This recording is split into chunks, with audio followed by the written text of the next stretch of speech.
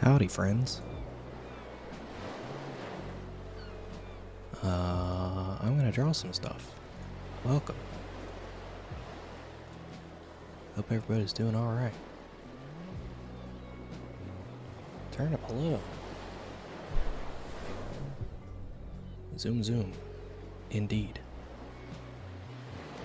I guess. I don't really know. Great, hello.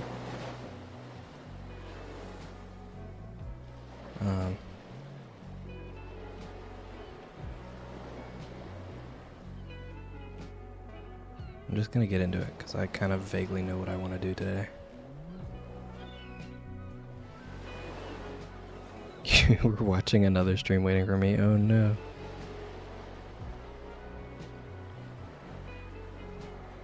I'm sure they enjoyed your company.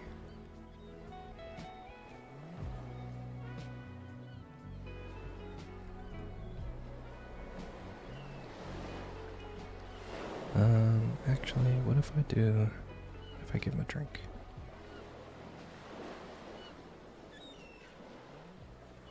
Just like something to have in his hand, I guess.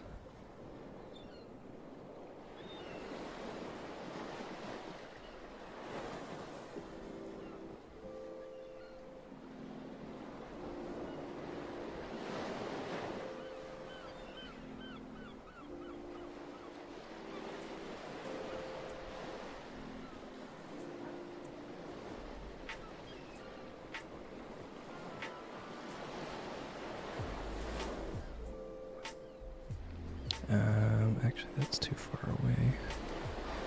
Mostly because I don't want to draw his legs. We'll fake it with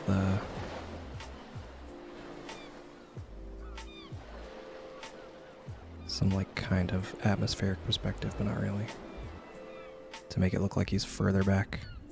But we'll cross that bridge later.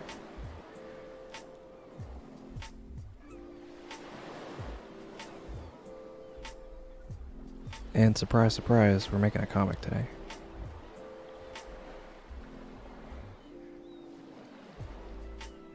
I kind of have an idea of how I want it to go.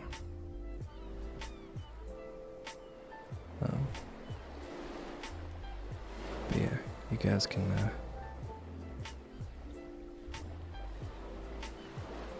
see the dumb joke as it occurs.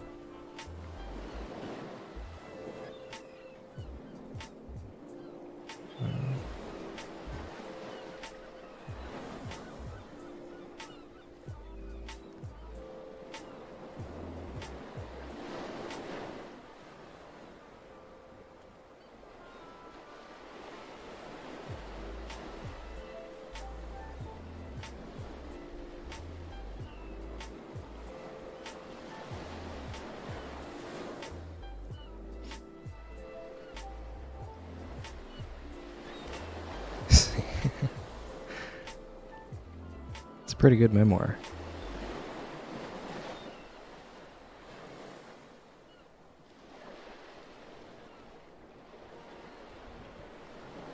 The problem is... Oh, RPG Guru. Thank you for the follow, I appreciate it. The problem is I need like a hallmark thing to go here. But,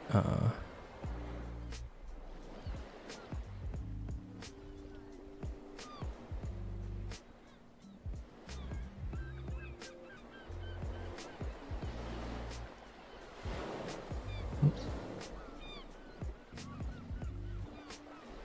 The Dawn of Discount Chocolate Day is a good name for it, honestly. And hello, Silver.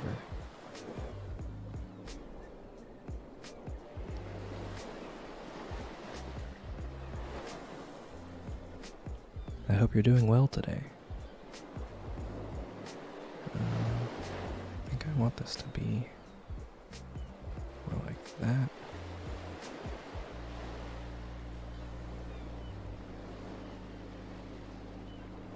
And this can kind of come over here.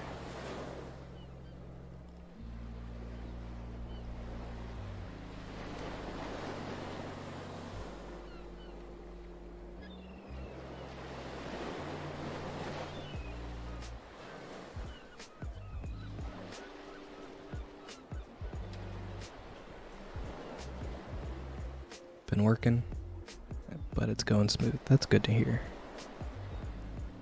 I'm glad. I'm trying to remember to account for text.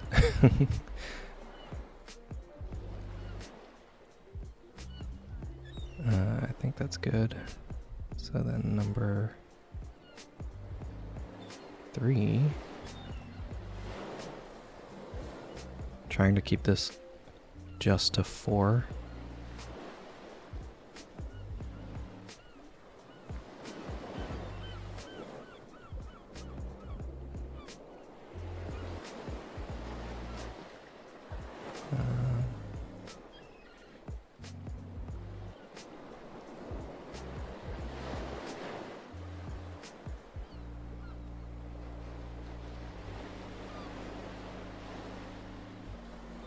Something like that. And actually, I'm gonna zoom out a little bit. Yiplis. Yopus? Yoplis. I have no idea how to say your name, I'm sorry. But welcome. I hope you're having a wonderful time.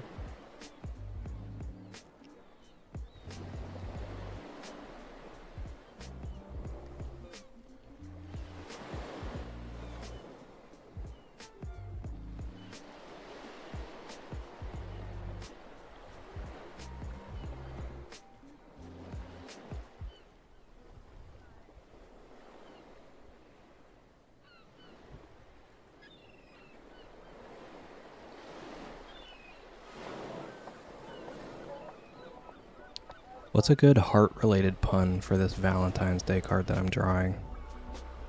Also, I'm drawing a Valentine's Day card. I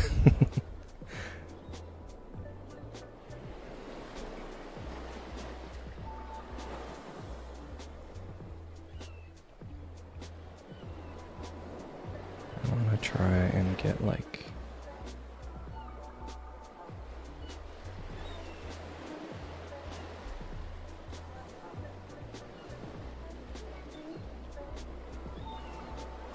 something kind of vaguely heart-shaped in here.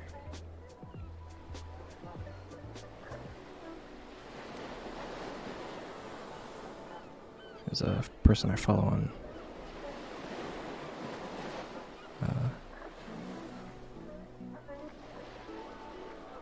Instagram who did a similar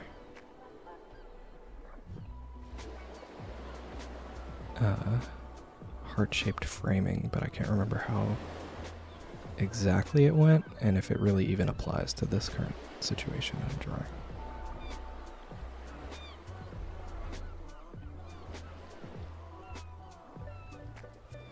Specific sentiment. It has to include the word heart. That's really the only requirement.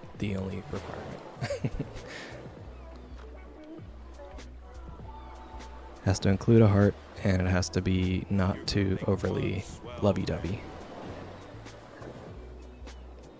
Hello.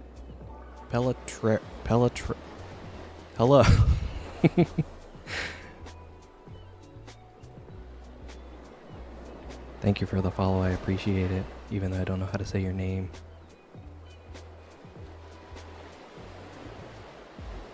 Vampire for white goo is far too inappropriate for this particular goofy scenario.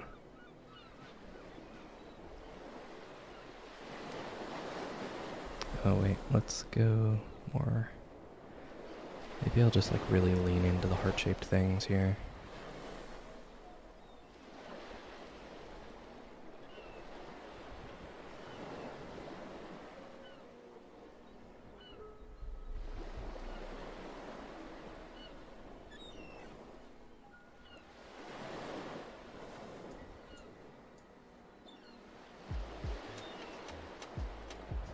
Back to the drawing board.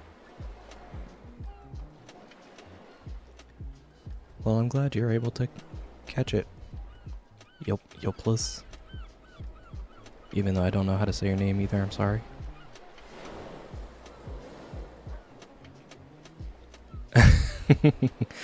Turnip, no. Also a very good card, but not in this particular instance. I'm gonna lower this a little so I can draw all the hair without having stuff in the way.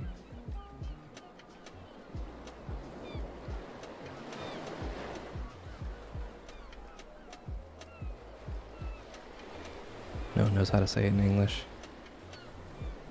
In my defense, it seems hard to say. How do you say it though, if you don't mind me asking, like a buffoon?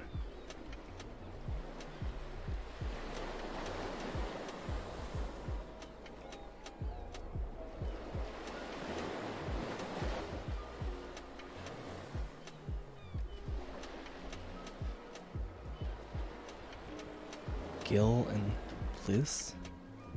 Pliz, please? Gil Pliz. I feel that I'm still butchering it, and for that I'm truly sorry. This isn't quite even enough. Bring this a little over.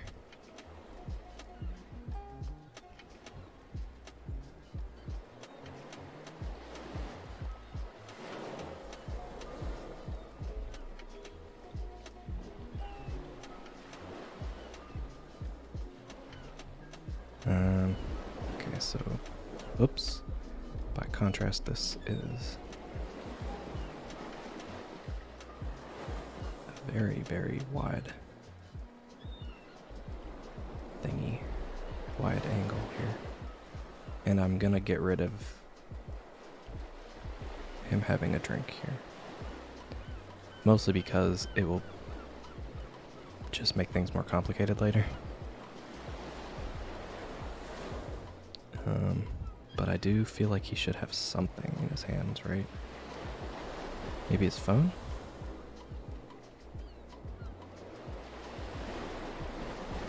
I kind of don't want to draw his hand holding a phone from this angle, though. Is the problem. And I don't really want to do that thing where he's just got his hands in his pockets. It seems lame, you know?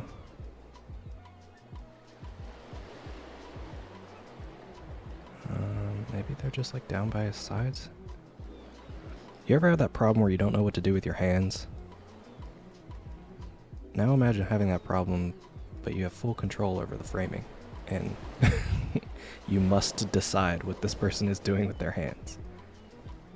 That's how I feel right now, you know?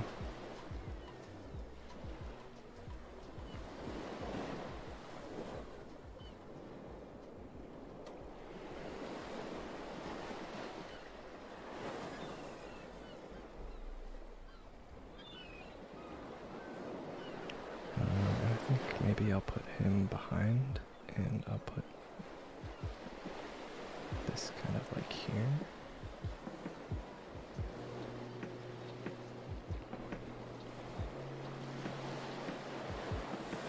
Love you with all my butt, I'd say. Heart, but my butt is bigger. Man, you guys are good at like coming up with cards. But unfortunately none of these are like what I need for this moment in time.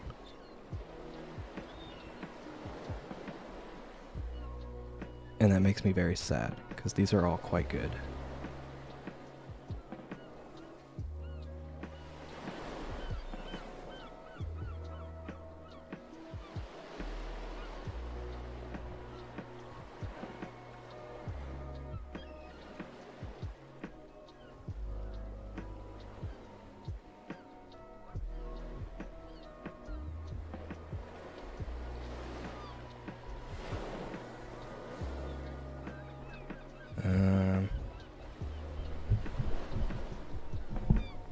Yeah.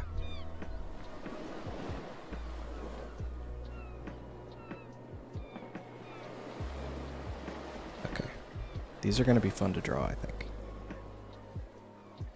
I'm going to try and go kind of quick about it, though. Just because these These always take a super long time, like much longer than I anticipate.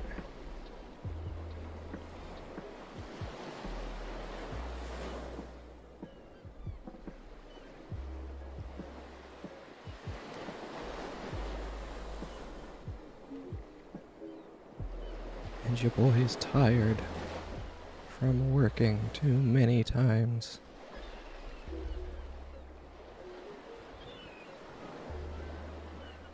It's a real bummer, you know?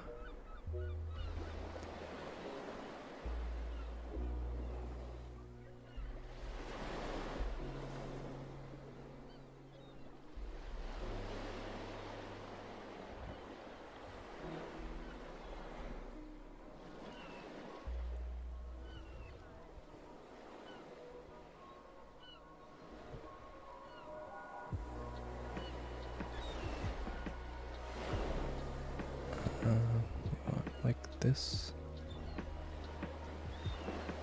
Eyebrow up here. Pointing down. And then this one going up.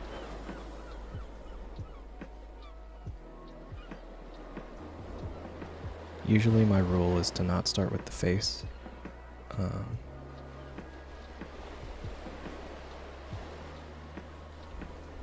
Because it gives you time to sort of warm up and like you can go elsewhere. But in this particular instance, I want to... The expression is the thing that I want first and foremost to be figured out.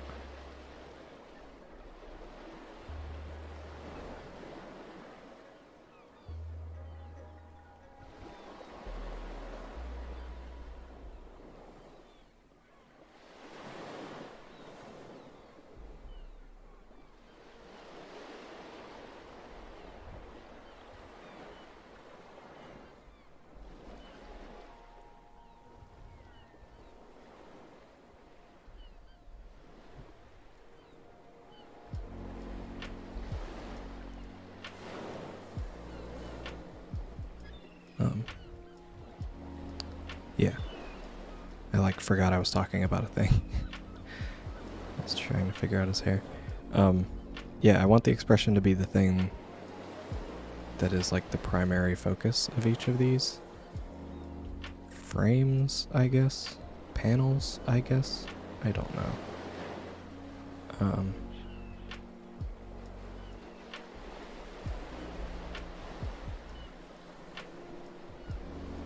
So I'm doing those first.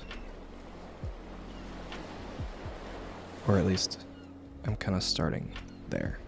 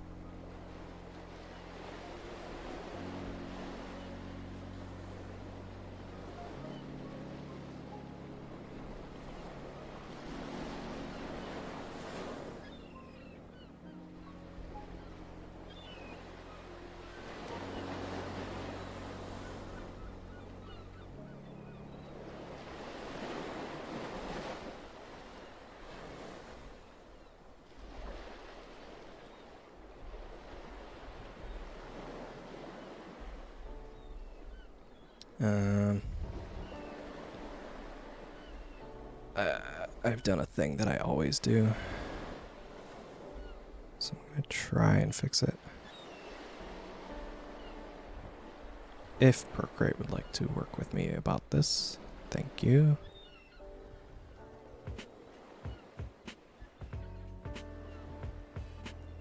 I'm hoping that by fixing this, I can kind of fix two things at once.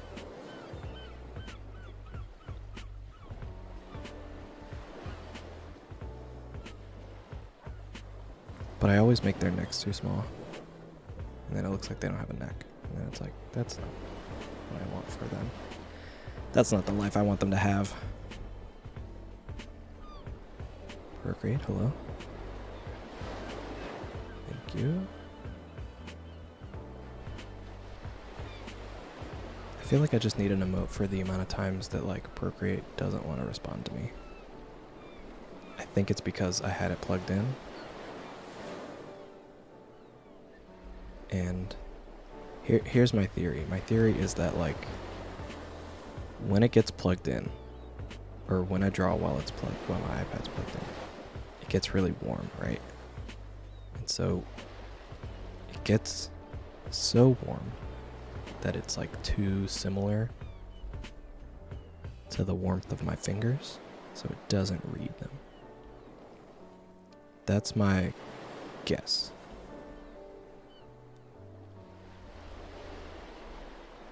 Because the pencil always still works. And then when I unplug it, it's fine.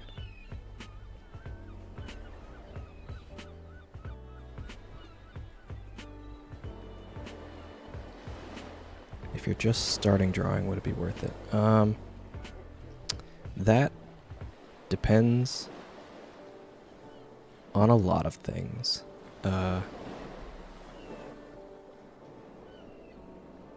I would say if you're just sort of casually interested in it, stick with paper for a while and see how that goes for you.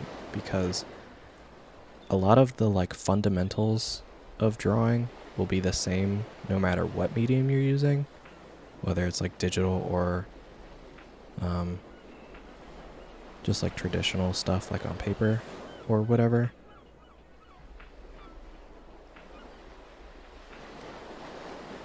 I decided to put this hand in his pocket because I'm that guy today. But yeah, paper is generally cheaper than a tablet. So I would start there. And if you are like, yeah, super into it, cool, great, then maybe give it a try, you know? But one of the ways that I rationalized this particular tablet for me was that I was like, well, it's an iPad, so if I don't end up using it for drawing, I can always do other stuff with it. And that way I won't have to feel as bad about spending as much money all at once when I bought it initially.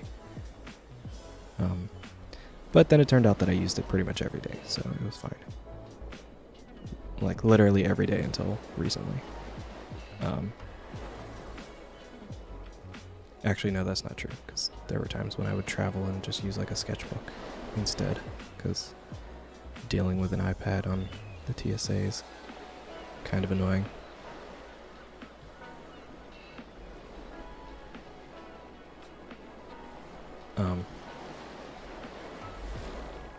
But yeah, I would say try traditional for a while.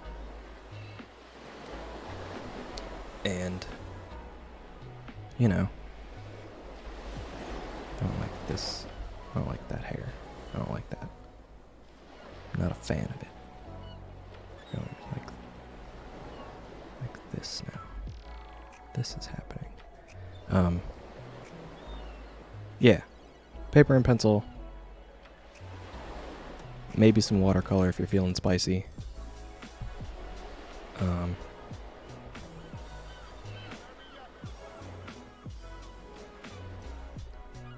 Generally, all of the stuff that you use will be, like I said, the same. Like no matter what you're using. Color theory is still going to be color theory, lines are still going to be lines, values are still going to be values. You know? That's one of the cool things about like two-dimensional art as a whole, is that no matter what you apply it to, it's generally the same rules.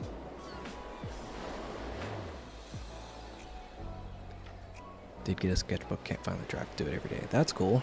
You don't have to do it every day. Just kind of do it whenever, you know, the mood strikes you.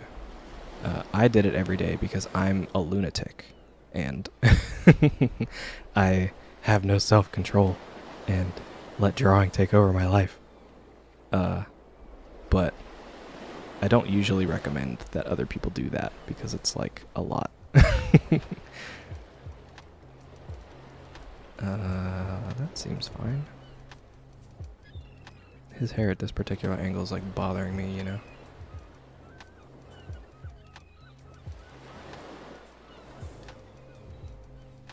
Yeah, graphics tablet is a nice little in-between. I started with one of those and I had to get something else because like it's better for your back and stuff, but looking up while drawing on a thing that is down below you just hurt my brain too much to do consistently. I would always feel like I'm like running in the water, you know, where it's like I know I could be going faster than this. My body knows how to move normally in the land, but for some reason I'm here in this waist-high depth. So eventually I was like, I need a tablet that has a screen on it because I need to, like, my muscle memory is too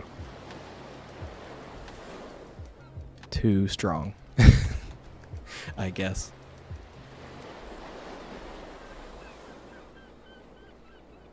But yes, as like an intermediary, they're usually cheaper, and it'll help give you a feel for like what a digital drawing tablet does and is for. His arms are uneven. So I'm going to fix that now. Basically, I just need all of this to move down to like here.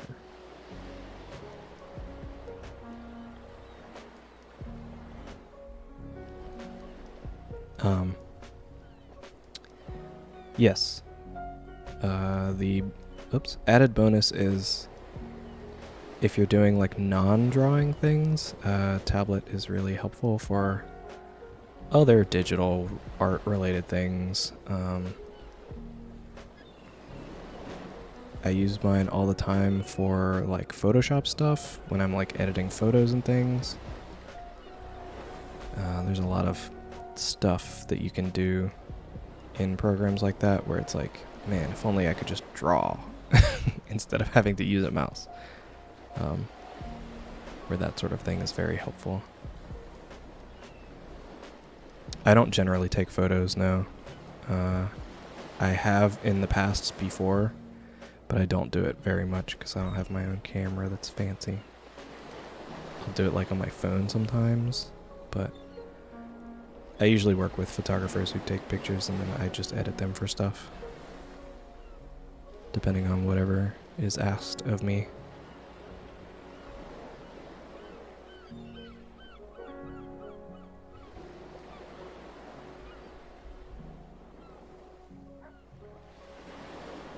But that doesn't happen super often, which is part of the reason that, like, I used to carry my tablet with me to work every day, and then I was like, I don't ever really use this at all.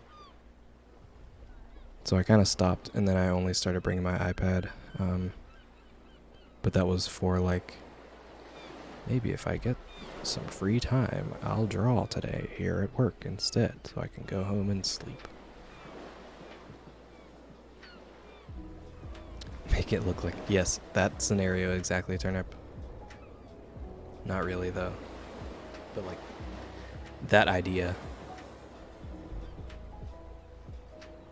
Okay, so I'm gonna draw his eyes.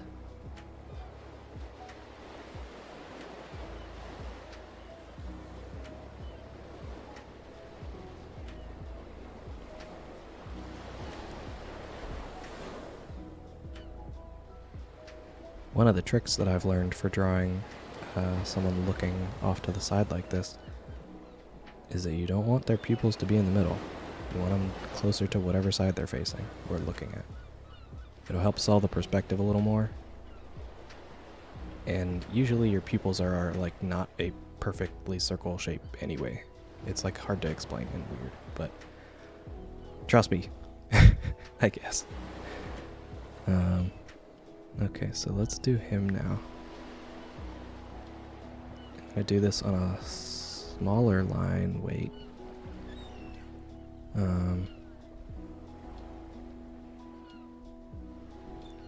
debating on how I want to do this hand here. I could just make it like a fist, and he's just like clenching this piece of paper, I guess, like really hard. Or I could do it like he's actually just kind of like holding it. I guess that's probably the move. So I'll do that.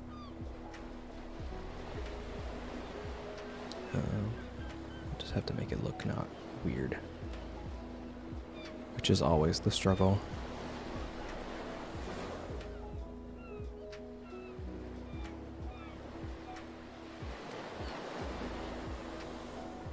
Random hello, how are you?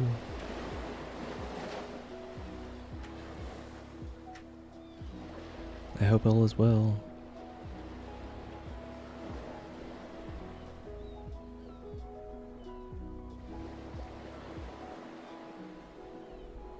You're good, I'm glad to hear that.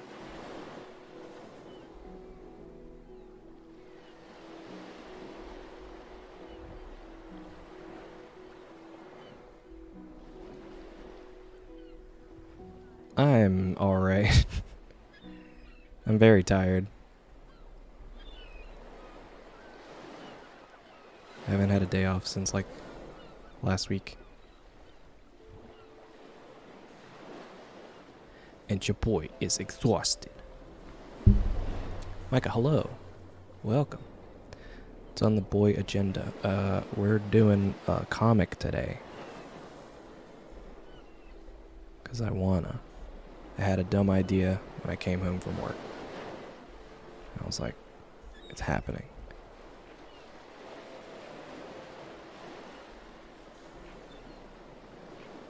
February is supposed to be the easy month. Yeah, I thought so too. And yet here I am.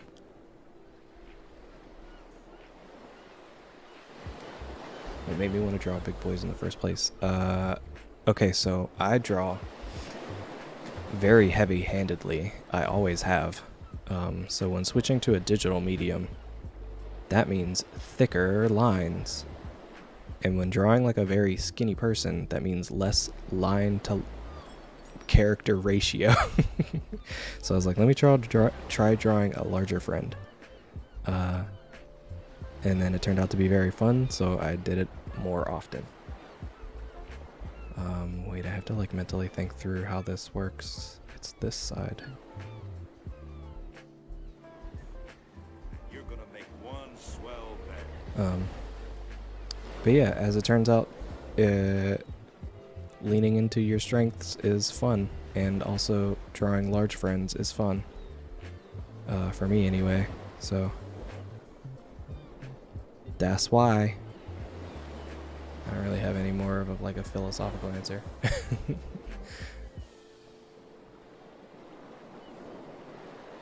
Big Corn Boy, thank you for the follow. Haven't had a single chill day at work. Oh man, my condolences. And I understand and feel your pain. You're gonna make one swell bear.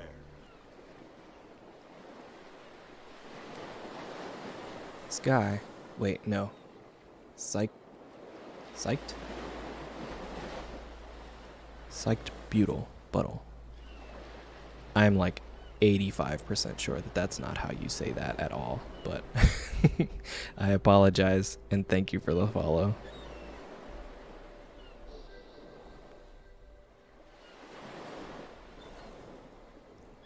Oh wait, I guess I don't need his thumb to be this high if it's gonna be like this. Psyched? Okay. Hello, Psyched. And we're drawing a comic today. Draw the big boys you wish to see in the world. It's true. My Insta and Twitter every day. Well, thank you. I appreciate that. I'm sorry that things have slowed down lately. But I am but a mortal man. I must rest.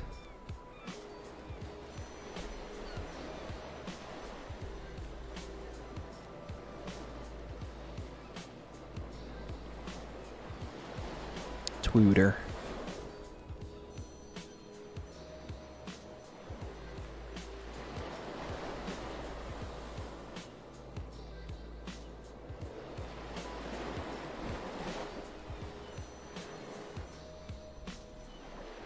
Tweetblur. I saw someone talking about Tumblr the other day, actually, that reminded me.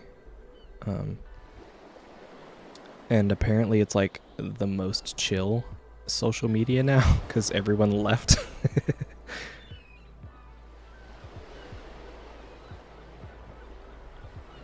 Arameus, hello. Welcome. Welcome to the show. What's chill now? Apparently Tumblr's chill now? Or like more chill than it was? I don't really know.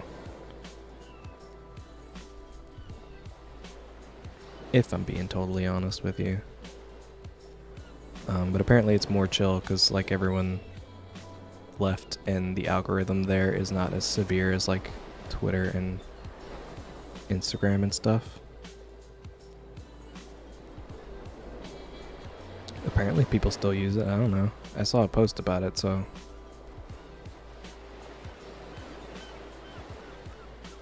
people must. Would I lie to you on Valentine's Day? I mean, I can only report what I've heard. To say it's a lie is not necessarily untrue, but like, I don't know, man.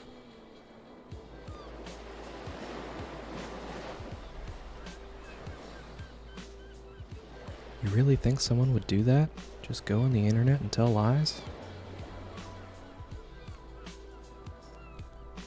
Oh, they banned a lot of stuff? That makes sense.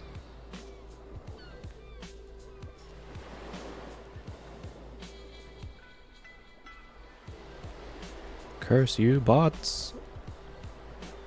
Always ruining everything.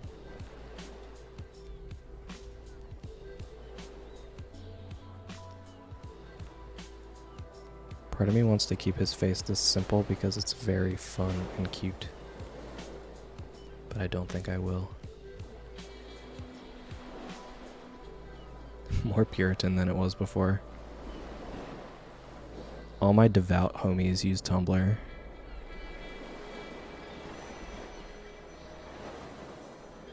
Nothing but heresy on those other websites.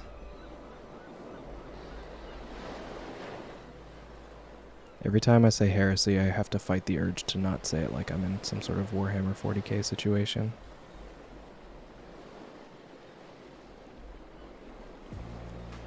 Any tips for learning basic anatomy? Okay. I have a couple. One of them involves a story. One time in high school, I took an anatomy class for like science, you know?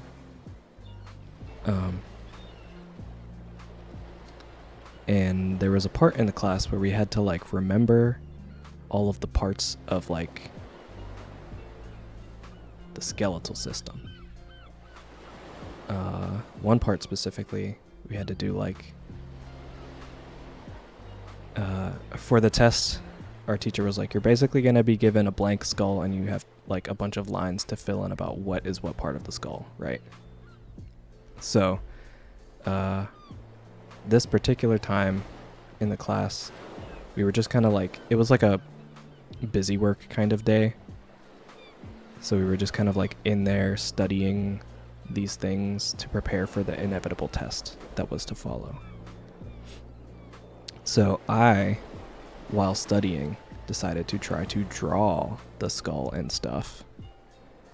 And at some point, my friend came over and was like, "What are you doing?" I was like, "I'm drawing a skull." And he was like, "Why?" And I was like, "Well, back in the olden times, artists would hang out with like medical doctors and they would like draw the anatomical parts of a human body to try and like figure out how they work and look." And then I think I mentioned like Da Vinci as a like reference for how long like of a time period I was talking about. And then he was like, "Did you just compare yourself to Da Vinci?" And I was like, "No, not really, but kind of." And he was like, "Don't ever do that again." He was like, "I'm making sure you don't get too high up on that horse, friend." So I was like, okay. But because of that, it always kind of stuck in my brain. And doing it that way did help me to remember the parts of the skull, because it was like, when you're trying to figure out how to draw it, you have to think about all of the parts of it and how they work and how they would like connect to one another and like what the parts do and all that fun stuff. So it did actually help me at the time, which is funny.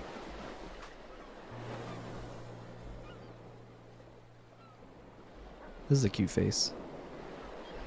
It's very tall, but I think that's fine. Oh, so yeah, that was that was part one of my helpful tips, is to like try to actually learn anatomy from not necessarily an art perspective, but like an engineering / medical perspective of like, here are these parts and here's what they do and here's why they are the way that they are. It's a lot less fun to do it that way, but it's very helpful, because when you're thinking about it later, you can be like, okay, well, I can't have it look like this because I know it needs to look like that in order for it to move in this way. And sort of like having that in the back of your mind is very helpful. Even in terms of like, okay, I know I need to exaggerate this shape in some way, so I need it to still at least look like it needs to be able to do X, Y, or Z. And sort of thinking through it that way. That is part one of my tip for anatomy. Part two is to break everything up into simple shapes. Like simplify it as much as you can. And then try to build on it from there. The two like parts kind of go together. Where I think I want this even lower because I don't want to deal with that knee where it is. The two parts kind of go together because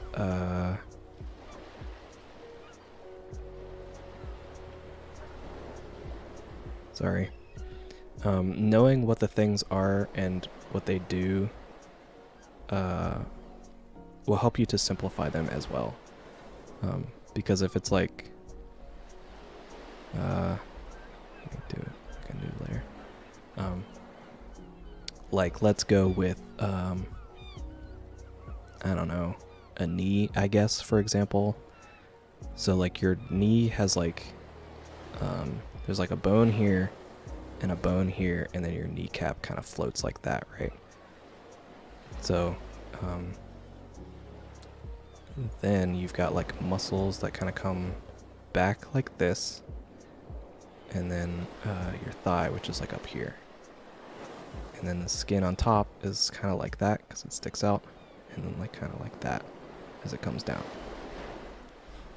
So you can kind of break it up into little shapes like that, but again, because you know that it's mostly just gonna go out and back, like for the most part at least as far as the knee is concerned. Like your knee doesn't generally twist, like it doesn't roll in this way.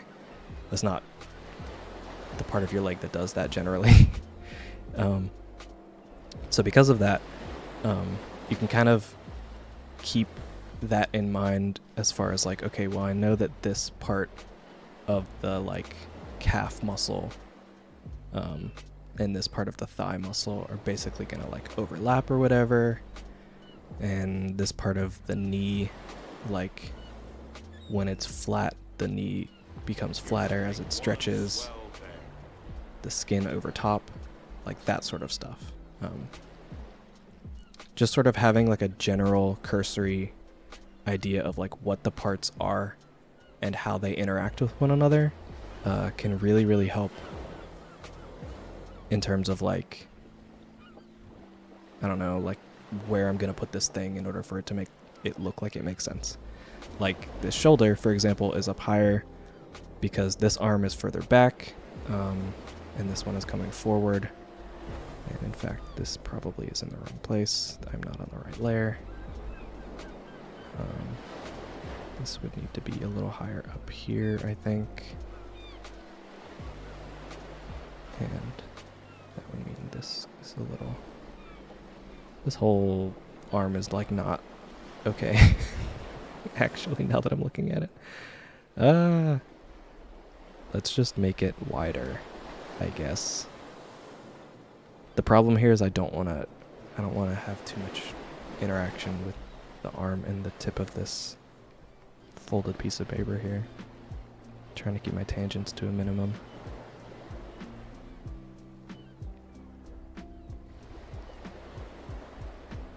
Five-second sketch, but look, I've been doing this a lot, okay?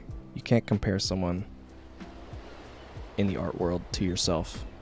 I struggle with this all the time. Don't do it. It's gonna be painful for your brain, and you're gonna be sad later. Because, like, I don't know, sometimes it's easier for people to do this with art than it is for other stuff in the world that you would definitely not do, right? Like, you wouldn't compare yourself as like a 10-year-old against like a pro athlete in a serious way, right? Like you could be like, oh yeah, I'm as good as whatever, like to your friends, but you wouldn't like show up on like a recruitment day and try out for the actual team at like 12, right?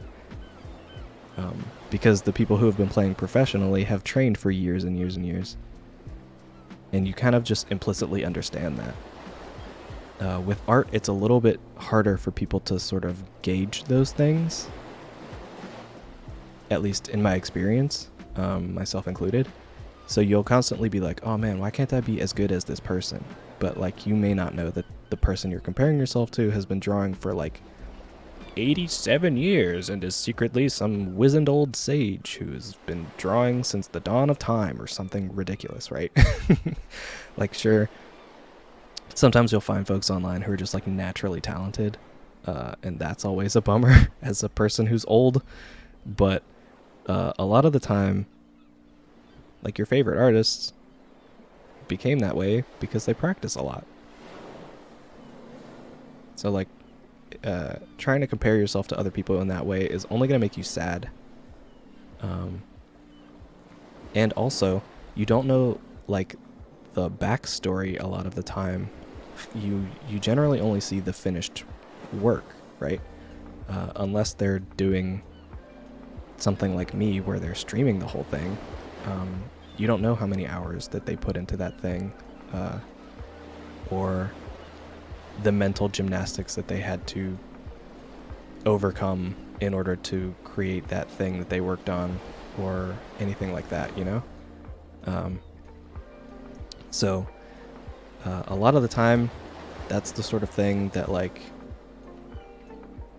when you're comparing yourself to other folks, you can't know. Like, there's no way for you to know yourself versus that other thing or that other person.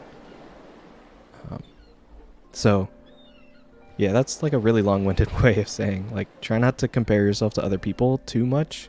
Like, you can look at other people to learn and to grow, but try not to be like, oh man, if only I was like this person, doing this thing or whatever, right? Because it's only gonna like stress you out and make you depressed.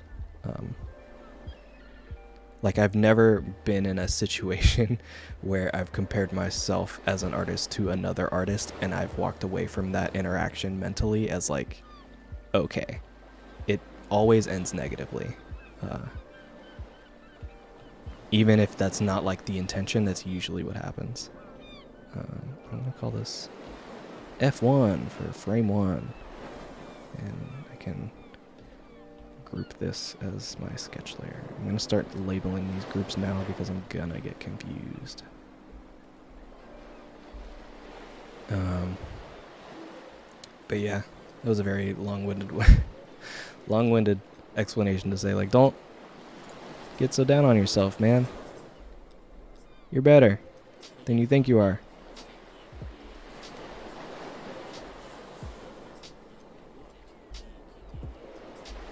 Just because somebody makes it look easy doesn't mean that it is, and it doesn't discount your efforts. Okay, now I have to think about this and what I'm doing here. Sometimes I just like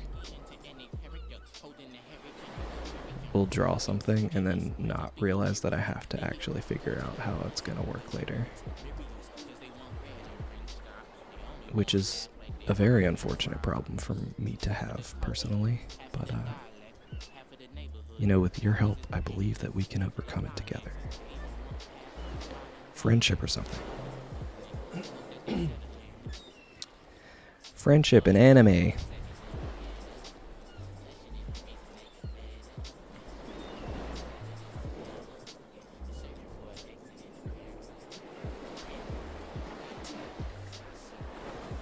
I still have no idea what I want this Valentine's card to say, actually. So for new folks, I need a Valentine's card.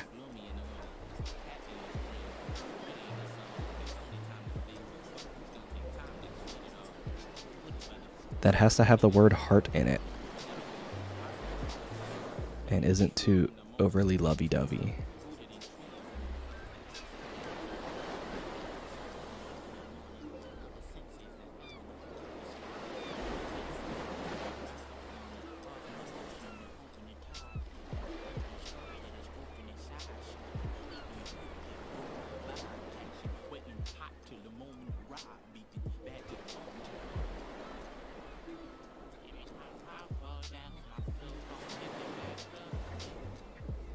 At least 30 minutes every day.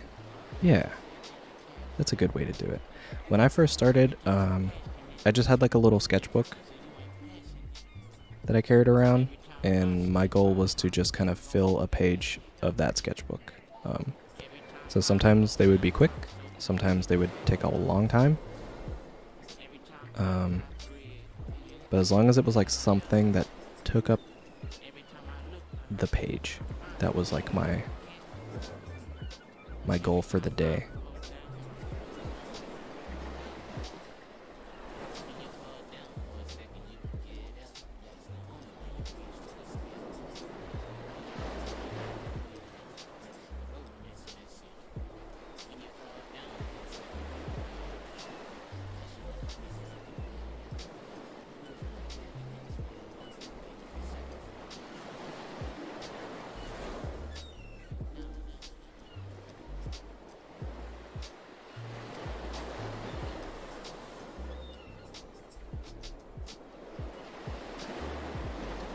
One of the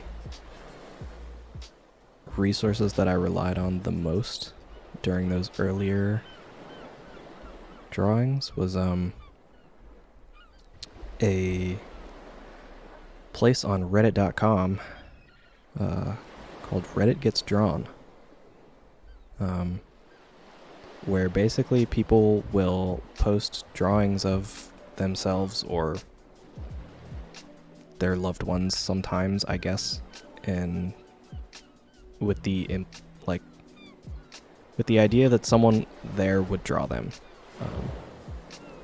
And then if I felt that it wasn't a hot garbage mess dumpster fire by the end, I had the option of like popping in the comments and being like, hey, here's a thing that I drew. I stopped going there for a while because of the way that it worked at the time. And they kind of changed the part about it that I didn't like, which is good. I just haven't really been there since then.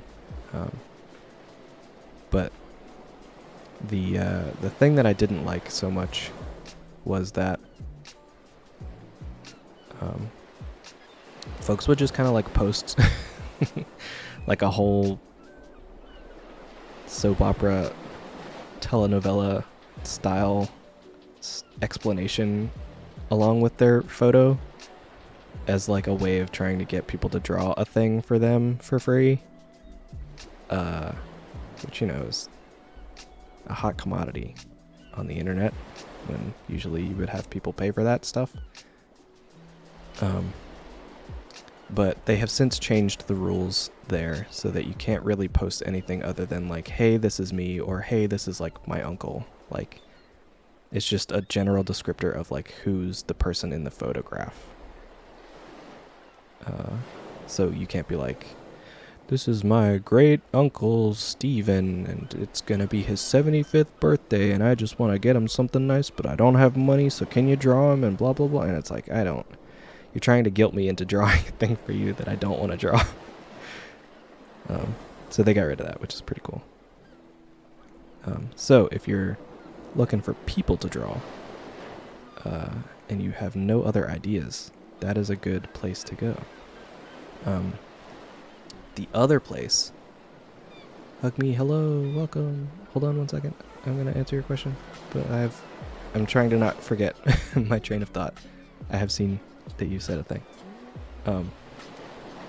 The other place, though, that I went to a lot is good for if you want to draw landscapes, but also don't know what to draw. And I'll still go to this place every now and again because it's a fun little challenge.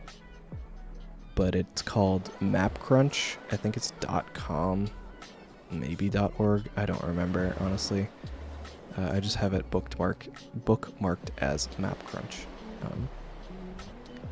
But it's a website that will spit you out in a random place on Google Street View. So,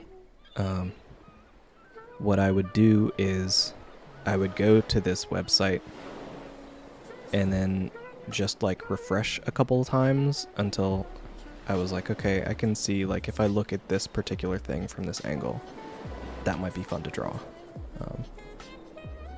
But because I liked for them to be quick, and because I wanted it to be a challenge. Like, not every landscape is going to be the most beautiful sight in the world. Like, sometimes you walk down a city street and it's like, oh, everything's gray and terrible. But that stuff is important to draw as well because it exists in the world, right? So I would give myself a limitation of like, I think it was like 7 times. I would never refresh more than like 7 times. And if I got to 7, I would just have to draw whatever I ended up on as the last thing. But Google Street View is wild, so sometimes you get like very random ones. One time I got one that was like from a boat in Antarctica somewhere, and that was cool. I drew some icebergs. That was fun exercise. Okay, hug me. Hello, welcome. Your question. What should you learn first for a beginner to draw? That depends entirely on what you want to draw. There's plenty of places for you to start. But honestly, it's just like whatever is most interesting to you.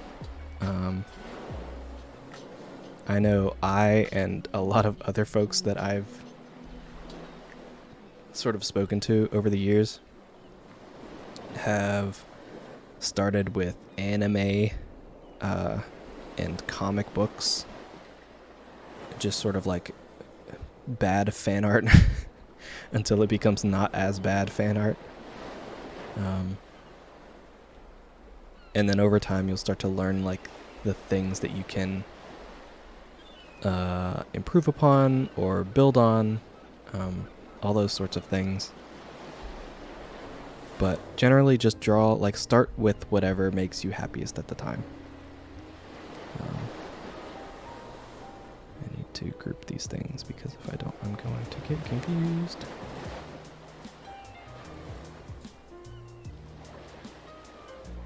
And this thing is in the foreground, so we can do a larger line weight. I'm gonna go even thicker than that because it's like a close-up. But yeah, I think the very first like thing that I did that I was like, oh, this is pretty good, was Shadow the Hedgehog. Because Sonic Adventure 2 had like just come out. This is too small. This thumb needs to be bigger. I think it would be like here. But yeah, that's how old I am. Sonic Adventure 2 had like just come out. And I was like, oh yeah, edgy hedgehog. Dope. And he's got hover boots or whatever. I'm drawing those. Plus the like promotional art for that game was really rad. So that was like the first thing I remember like actually drawing. And then shortly thereafter, it was like a lot of, this is my original character who's definitely totally not a ripoff of Sora from Kingdom Hearts. His hair is red. He's not even the same at all. That was like the vibe for quite a long time.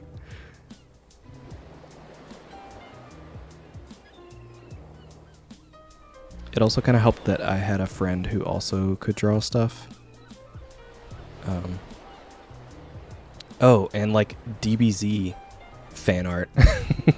That was another big one. I forgot all about that. I blocked that one out of my brain. That was large in my life for a long time.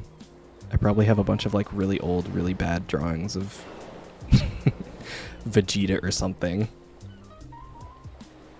Like Super Saiyans everywhere. But yeah, like goofy anime stuff like that is very funny to look back on later. But at the time it was like what I was way into. So because of that, the drawing was fun and I enjoyed it. And I did it more, which caused me to learn and to grow. So that's a very long-winded way to answer your question, but just do whatever makes you happy. Draw for you and for no one else. And then over time you'll like start to learn a little bit more about like the things that you are good at drawing and the things that you want to improve on.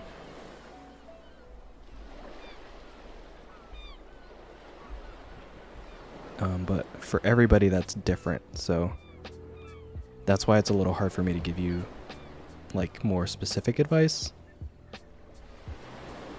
Just because I don't really know like what your experience level is and what you're comfortable with doing.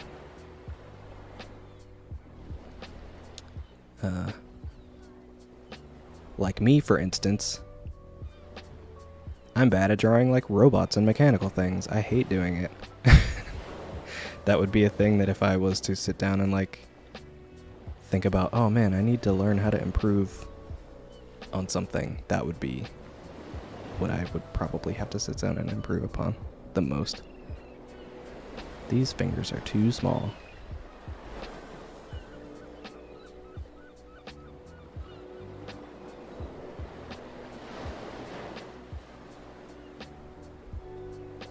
That's a little bit better. Have I ever drawn tattoos? I have not. At least not to my knowledge. I may have drawn a thing that someone got tattooed and didn't tell me about for some reason. Which would be wild. But I have not. At least not like for anybody. Okay, lax. I guess that counts. You got me.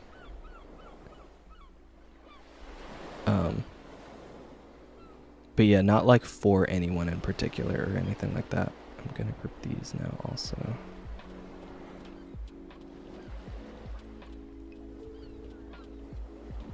I like that my predictive text knows my characters' names. That's all I really have to say about it.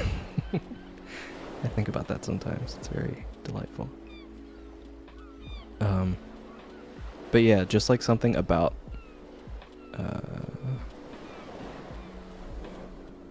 the idea of someone permanently etching a thing that I've done onto them is like upsetting to me. Because it's like, why would you do this? Okay, this one I'm gonna have to figure some stuff out a little bit more. Because I just kind of like assumed I would know. But that's not always how that works. So I'm gonna need to do like this.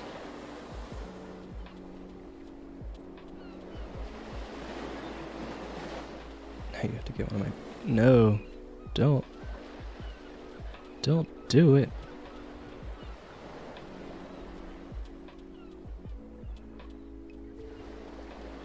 But it's very stressful because I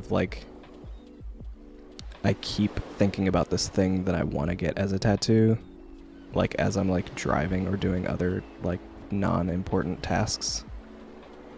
Like, you know, those kind of tasks where like your brain kind of wanders for a little bit. It's like one of those.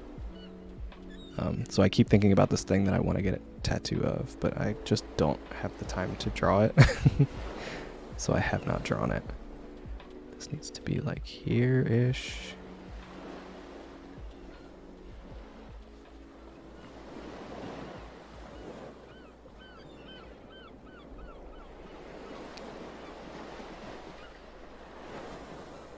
This needs to be like here.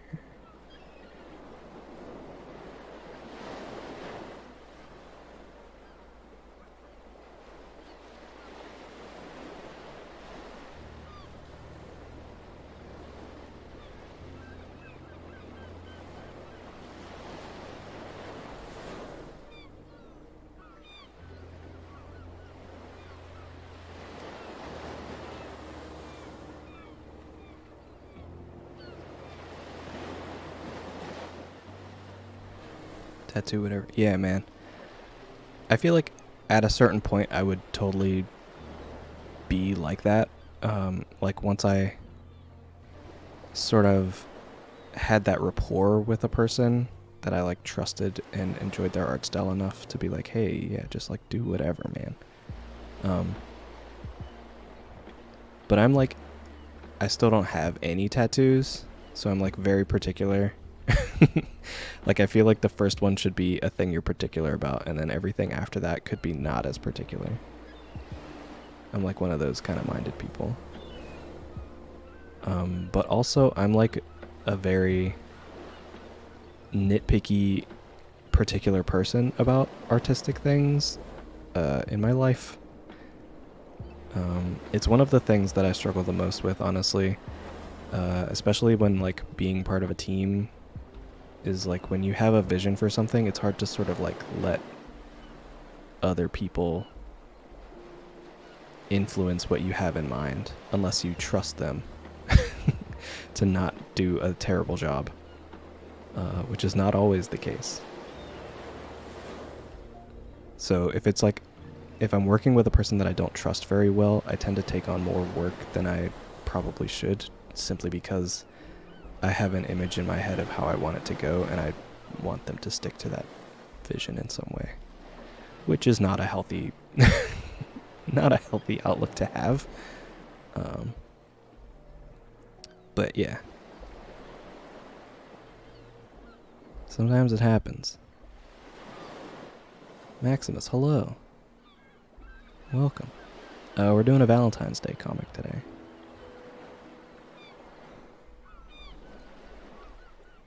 That's what's happening.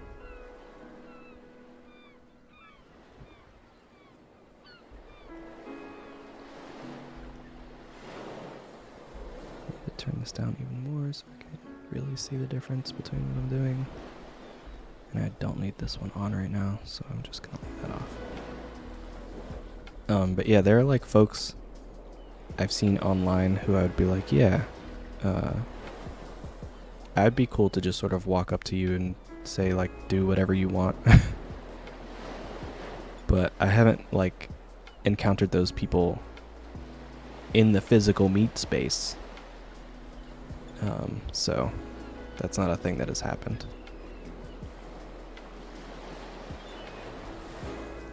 Comic I did last year? What did I do last year? I don't remember. I didn't think I did a Valentine's Day comic, but I assumed that I must have.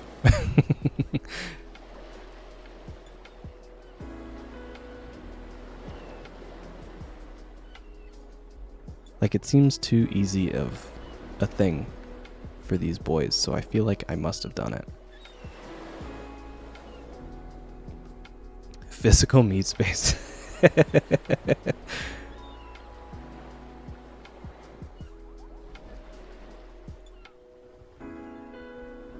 That would be the name of a gay bar in, like, VR.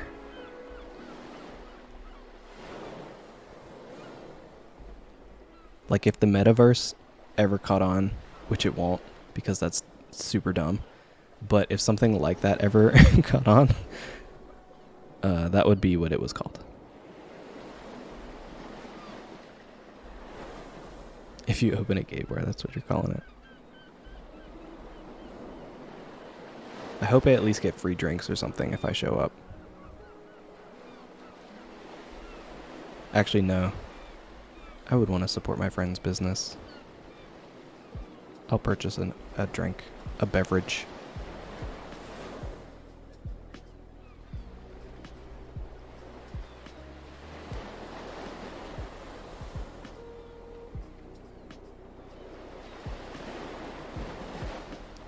Just show proof that it's me. I'll secretly graffiti one of the boys on the counter somewhere.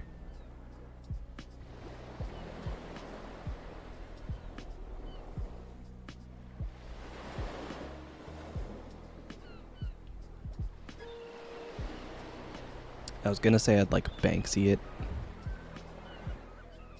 but that feels like a poor adjective. A poor comparison.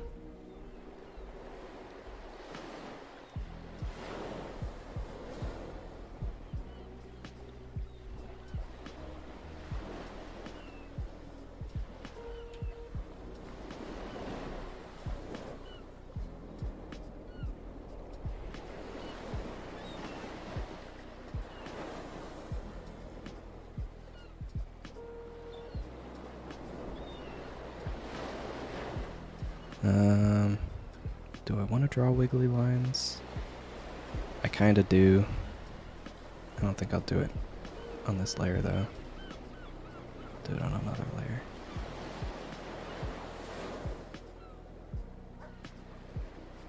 This is not going to end well. Yep. Saw that one coming.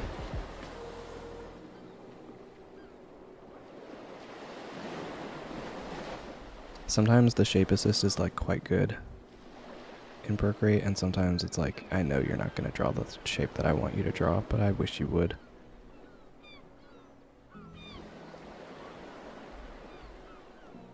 So sometimes I just try it anyway, knowing that it won't work. Like some sort of Sisyphean task. It's like, yeah, that boulder's coming back down this hill, but I'm going to roll it up there.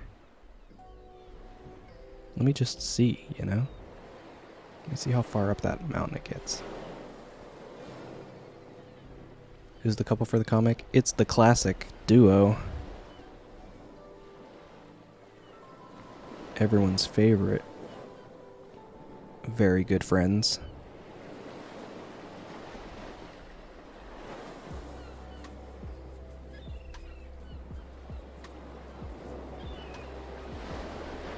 Roz and Kai. No. The other boys.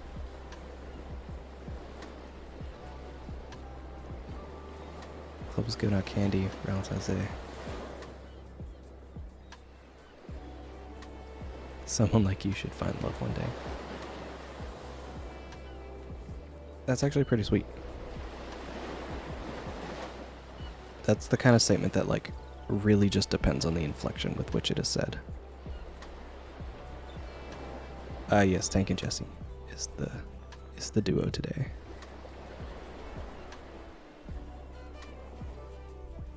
Okay, so I am gonna do wiggly lines like this. And like this. Wiggly as in, like, he's waving his arms, not like the lines themselves are wiggly. I guess I should have clarified. Felix is off doing his own things. Felix is one of the characters that, like, he's like Cecil in that there's, like, an aspect of him that I know of that I have a hard time conveying to other people. Mostly because I'm lazy. But Felix is, like, always working and or, like, with random people. He's like that kind of person. To just, like, go on random hookups and stuff. But I'm lazy and don't want to draw new characters all the time. So I don't like drawing him on his, like, random dates that he'll be on. Because, like, then I have to draw a new person every time. And boy howdy am I too lazy for that. But if you wanted to know why he's almost never there, it's because of one of those two things. He's either working in a random place or with a random person. Or at home watching Sailor Moon. But because of that, it always kind of makes him feel like he's some kind of third wheel. But that's just because I am lazy and don't like drawing things. So we need this.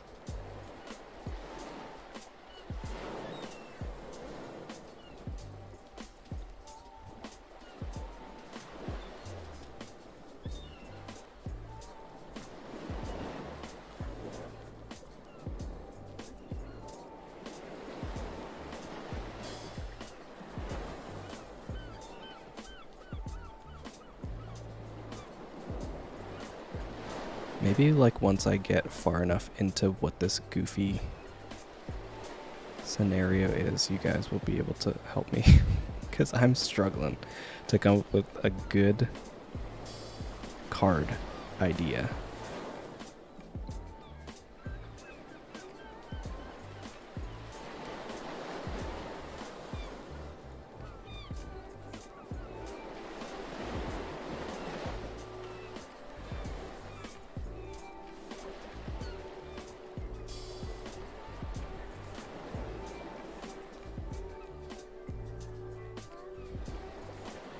But somebody the other day mentioned that I should draw Felix and Roz hanging out sometime just because that would be an interesting interaction.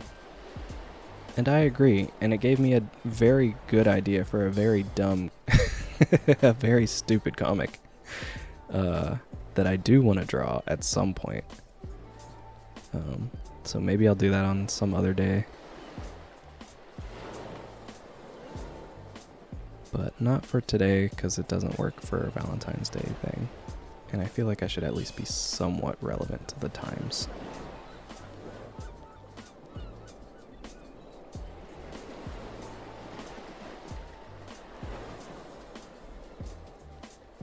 Part of me wants to tell you guys what the idea is, but, like, it'll ruin the fun.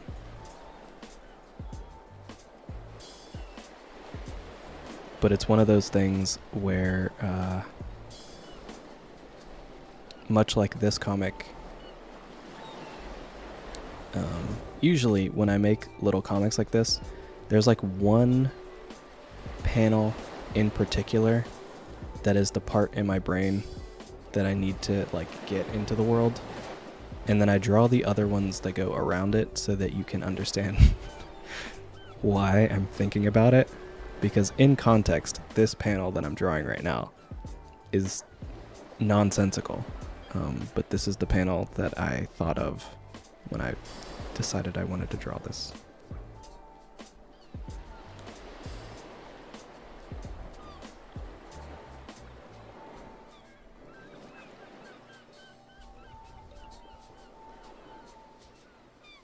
Oops, we can leave that one turned up. I need to turn this one down.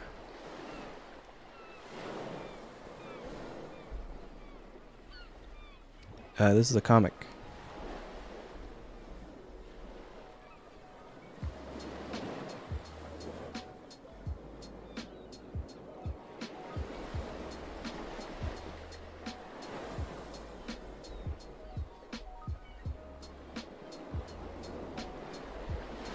Maybe I'll draw that line separately.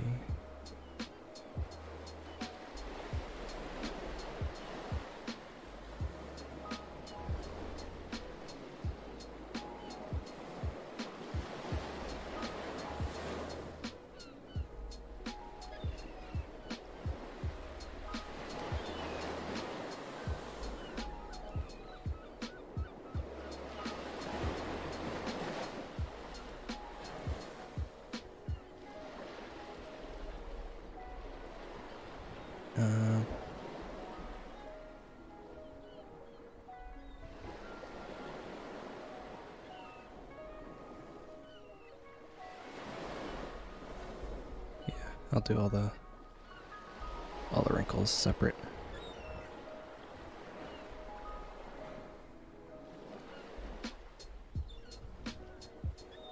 I'm gonna put a word bubble like here. So I'm trying not to worry too much about this.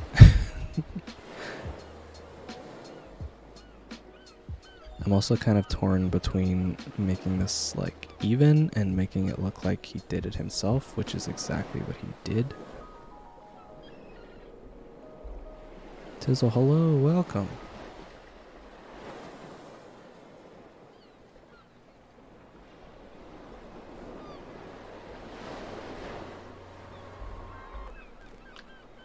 Okay.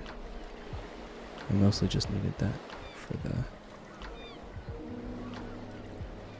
heart to line up.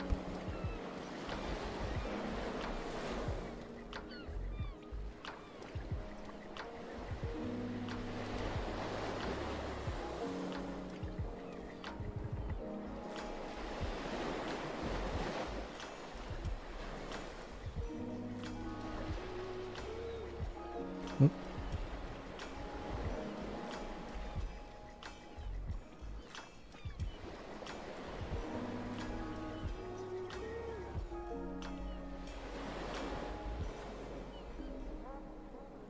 Whole comic or just a comic page? That depends on what you mean by that question. Generally, when I do comics, they're just like a single page with 4 panels.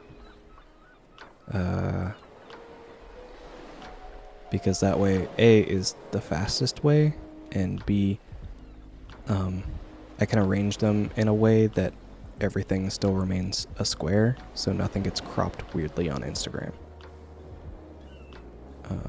Because sometimes Instagram doesn't like it when you do things that aren't a square, which is extremely annoying for me personally. But, you know, what can you do?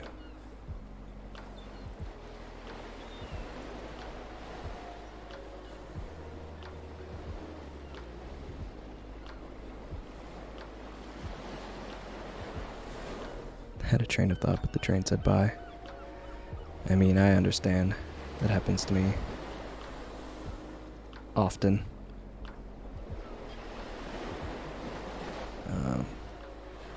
Alright, what's going on here? What are we doing?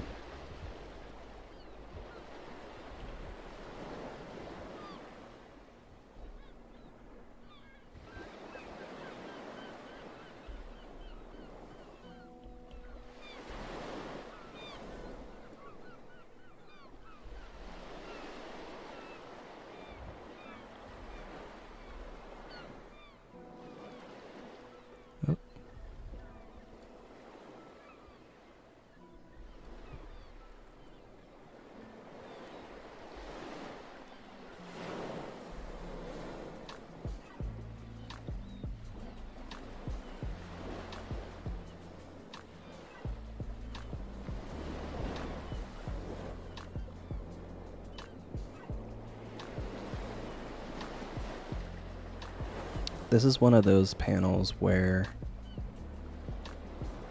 I'm not the most happy about it. I'm just hoping that people don't pay too close attention to the parts that I don't like.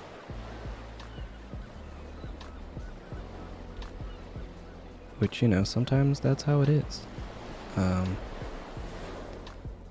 And if I didn't do it that way, I would be here until the end of time trying to fix it.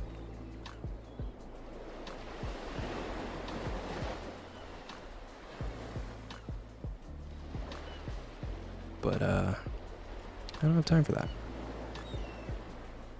I don't have a deadline, but I also don't want to be here all night. I would like to get it done before midnight. That way I could post it while it's still Valentine's Day, but it's not a requirement.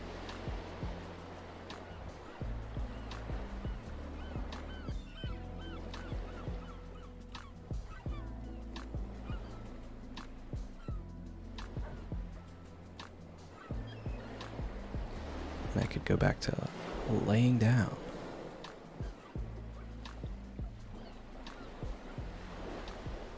I need to fix this angle so that this isn't too weird.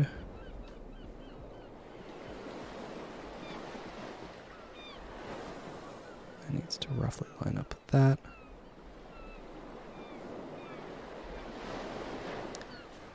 I'm glad that you like it, Box.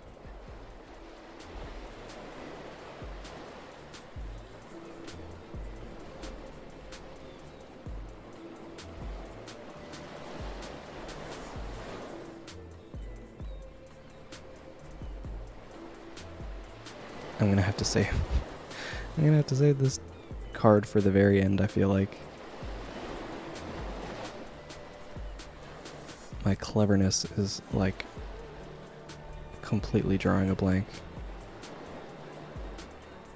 for something like hallmarky and goofy to say.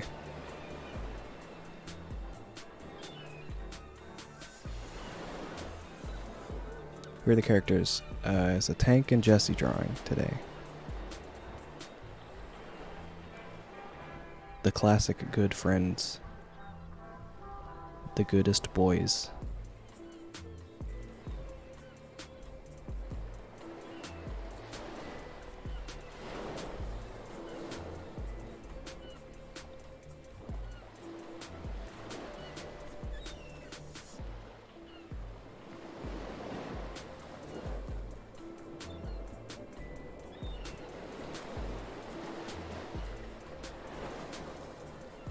I guess that's fine.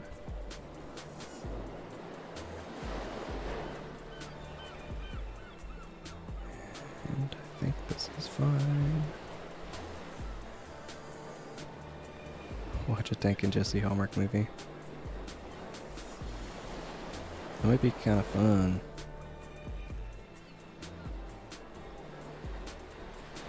Maybe someday. Ironically, the comic I've wanted to draw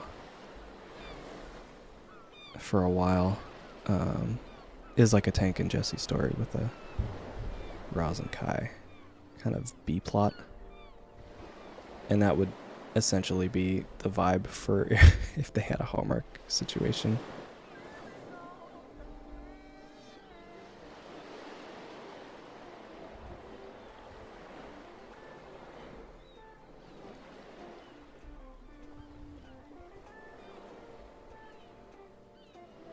With these two good boys in their A-plot.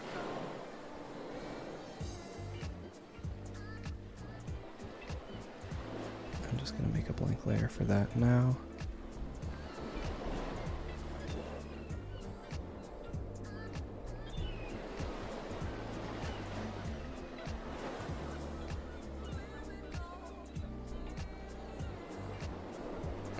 Okay. This is a sketch, yes? Okay. It is. Into the sketch folder, which I'll probably delete at the end in a minute, because I'm going to run out of layers.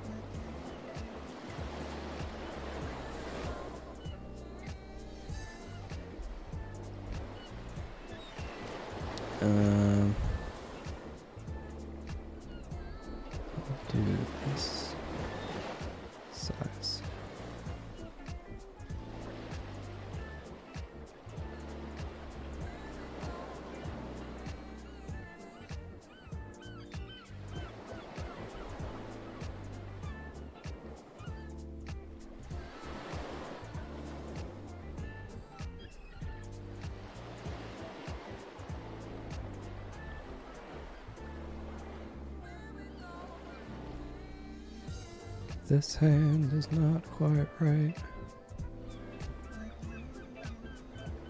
But I'm debating on if I'm fine with it or not. Part of me kind of is.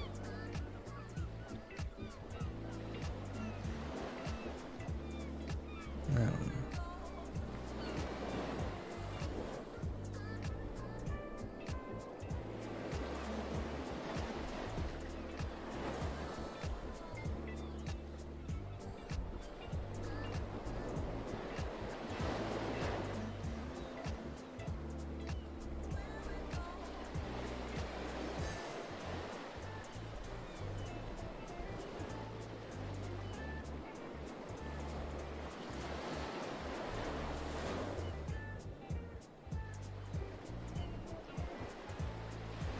Soundtrack is making me think of Ollie Ollie World, which I've been playing lately. Chill Hop, the YouTube channel that most of my music comes from on the streams, has been doing a partnership with that game lately, where they've been streaming music from that game. I had intended to play it beforehand because it looks neat. But it's frustrating. So I've had to take a break on it.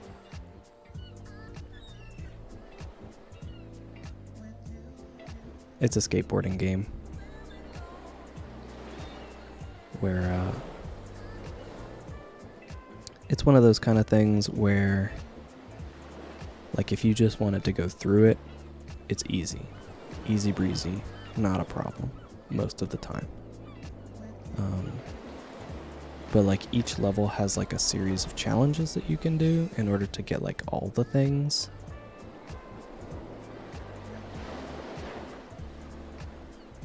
And that is the part that I'm struggling with because those are harder. Mostly because I'm old and I'm slow. So precisely pressing buttons in a very fast way is, or not even pressing buttons, like flicking the stick in a precise way, is difficult. But then again, I've also never been good at fighting games for that same reason, so maybe it's not because I'm old, it's just because I'm bad. Which is like equally valid, but you know. Jesse's favorite video game. That's a good question. Some form of MMO, I'm sure.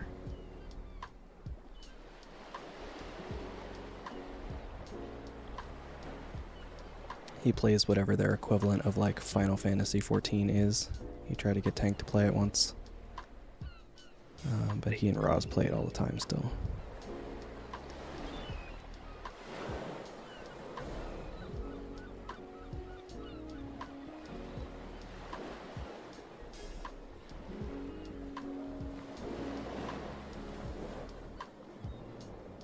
It is a Valentine's comic.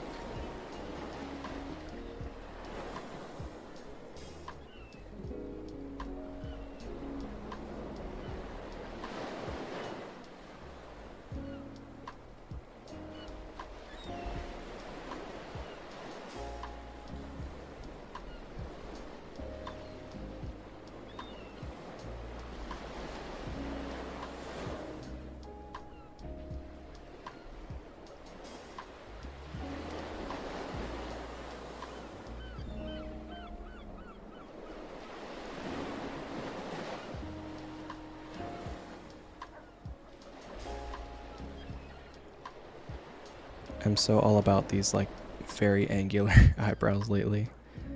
I've noticed that I've been doing it a lot, but they're very fun. I can't help it.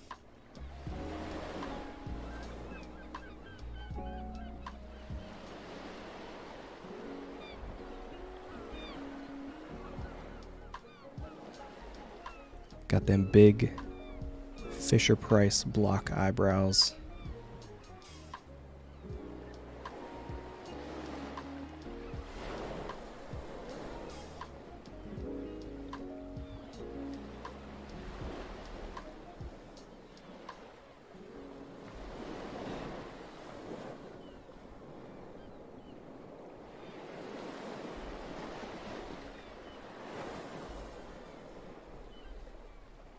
Signature Jesse grimace.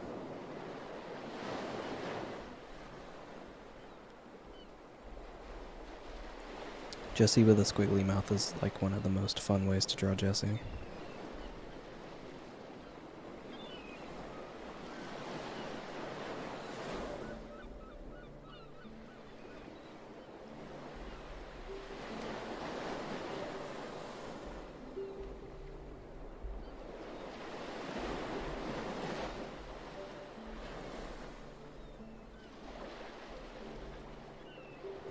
That's fine.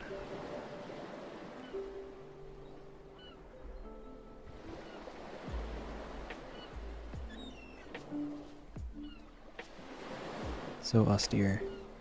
He's just happy to be here. I mean, that's true.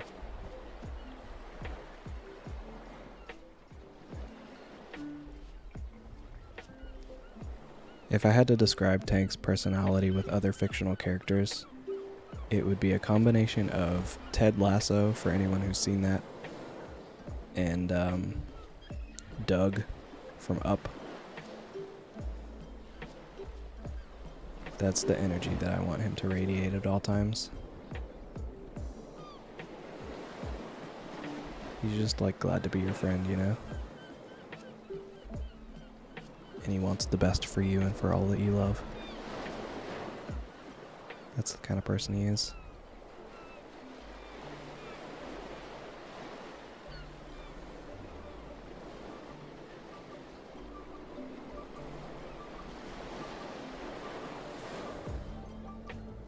I like glanced up at chat and forgot what I was gonna draw. And came back to it all zoomed in like, what is this? What am I looking at?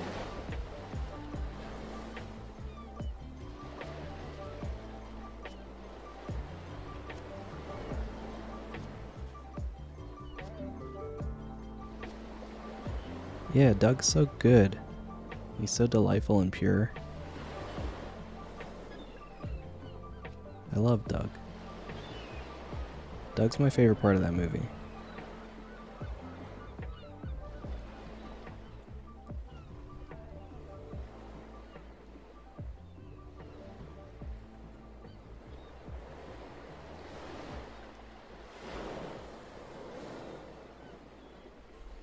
Also, very unrelated, but it popped into my head, so I'm gonna ask you guys about it.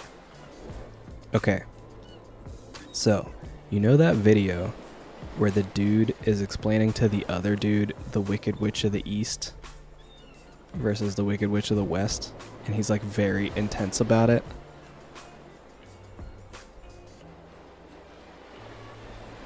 He's like, you're gonna look at me, you're gonna tell me that I'm wrong? The Wicked Witch of the East, bro. I also love that video. Okay, so at one point he says she came down in a bubble, and I always thought he says dog, but I've seen like 3 people so far say Doug instead of dog, and now I'm unsure. I've been questioning it for the past couple days, because I thought he said she came down in a bubble dog, but I've seen people say she came down in a bubble Doug. Like 3 separate people, completely unrelated to one another. And I'm not sure if it's a meme or if I've been mishearing it this entire time.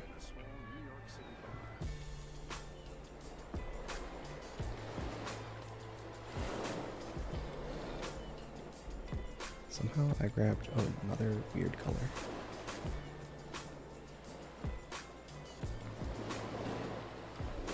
Had no idea what it's from. Oh my goodness, Turnip. It's such a good, like everything about it is good. The chaos of it, the lack of context. You heard Doug? Have I been mishearing it this whole time?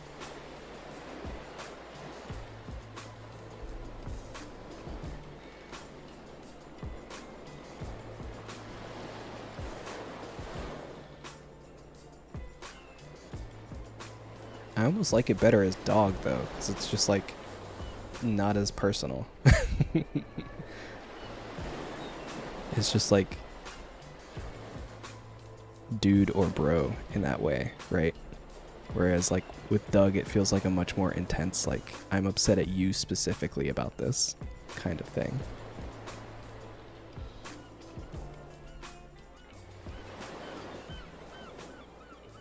Which I mean, I guess is the vibe, the flavor.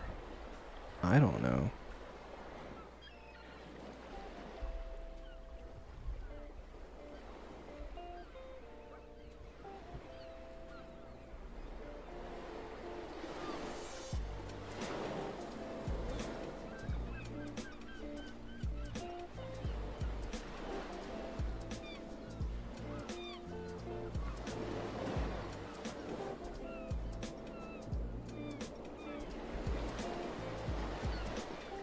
Doing 3 little lines like this is always so deceptively difficult because it's like I have to plan for how I want these lines to be.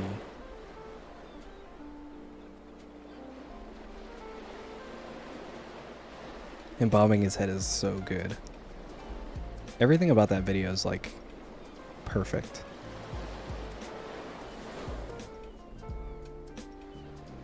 Because I've been witness to and have had conversations like that, and it's like exactly that. Just like a very intense discussion about something that's completely arbitrary and doesn't matter at all.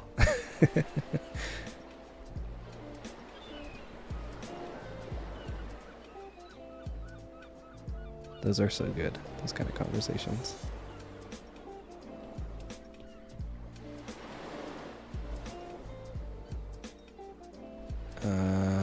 Okay, let's start filling these in now. I should determine what color I want for the background actually also. Let's say it is... I don't know why I'm kidding myself, like it's not going to be a warm color. I always do warm colors for backgrounds. Let's go with this and a splash of this and see how that looks.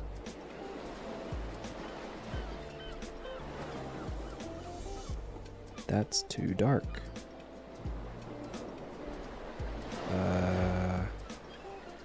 This color? That's too much of the same. Let's mess with some blending modes. I guess that's fine.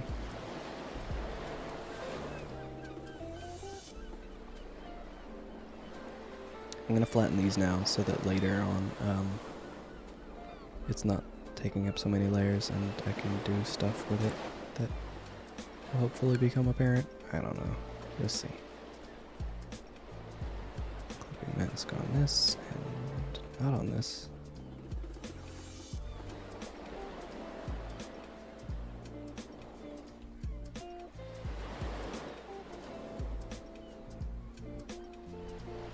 This content fuels you. I am glad. I don't know if I mentioned that earlier, but I saw it earlier. Sometimes I'll see stuff in chat and I like think a response, but I don't know if I say it every time or not. Because I'll get distracted by a thing I'm doing.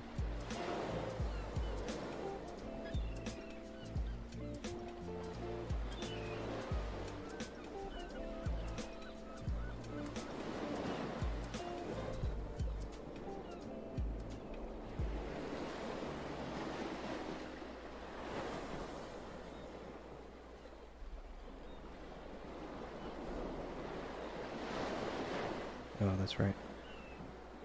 The screen dimming reminded me that I unplugged this forever ago. So I'm gonna plug it back in now and hope that it's not gonna be weird.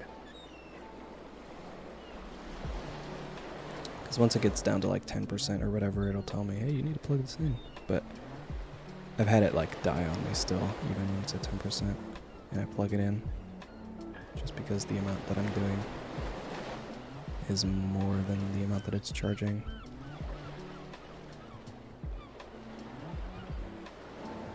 But that's usually because I use this in a way that's probably not good for the battery. But then again, I use most products this way. Which is to say, max brightness all the time. I want them colors to look like they're supposed to look. Get your true tone nonsense out of here. Making the screen warmer, messing up all my colors.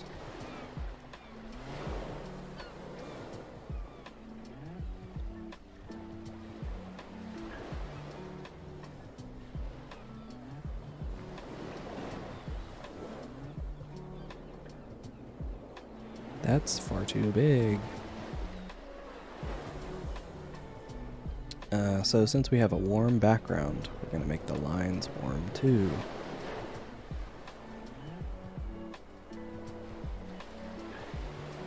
This is a tanky boy.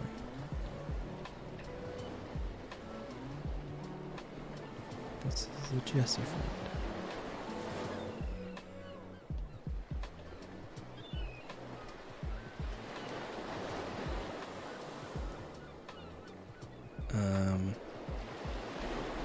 I don't think I'm gonna do any of the like subtle skin tone stuff that I usually do, where I add a bunch of like color everywhere.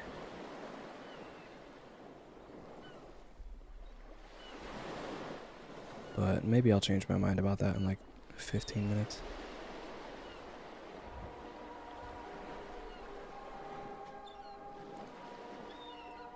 But I think I at least want like blush in the cheeks, and I probably won't do more than that. Oh, it's doing the thing again. I think that is it. When it's plugged in, it doesn't like me. I think that's the problem. We cracked the code.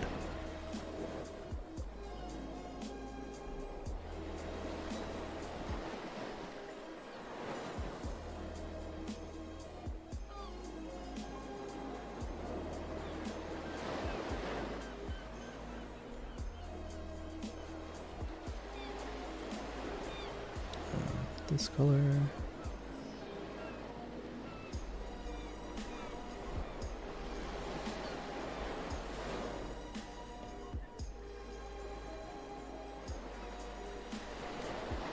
Let's give him this color for shorts. Tank is adorable, it's true.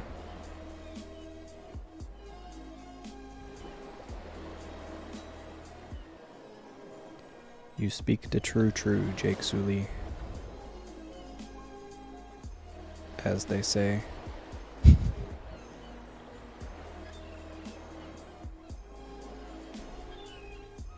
I just remembered they're making more Avatar movies. Why? Who are those for? Are there any hardcore Avatar fans in the chat? If so, let me know. I need to know that at least one person exists who's a hardcore Avatar fan.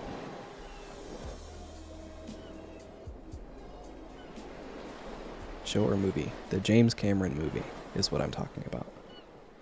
The show is good. Avatar: The Last Airbender is great.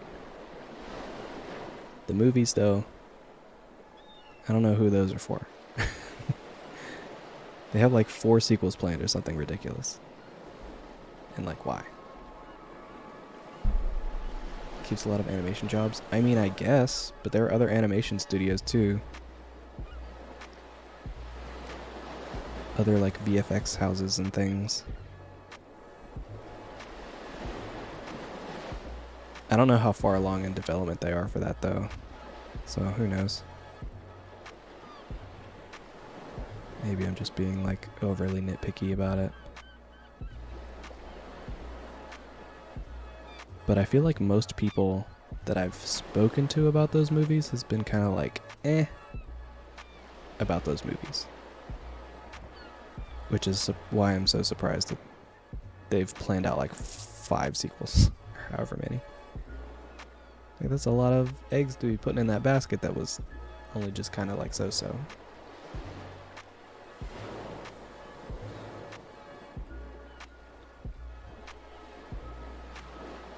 Answering folks will go knowing they'll continue. I mean, I guess.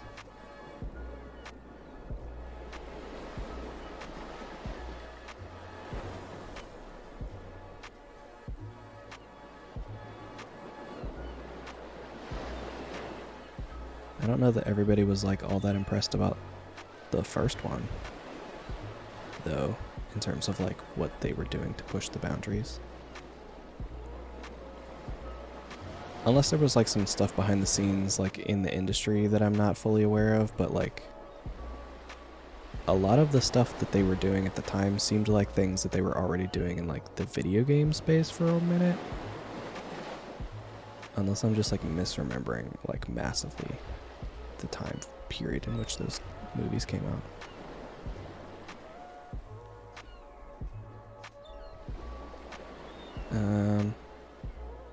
I'm kind of okay with this color palette for him.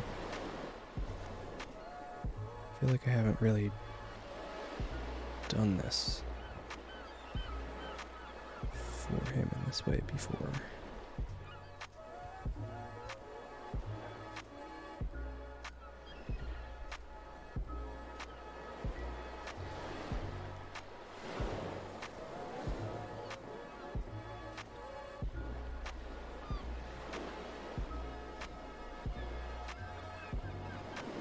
Starting to get hungry, y'all. So if I'm drawing faster, that's why. Keep thinking about that leftover food I have in the fridge that I could be snacking on. I should have snacked before starting the stream, but I wasn't as hungry then. So I was like, let me watch a show instead.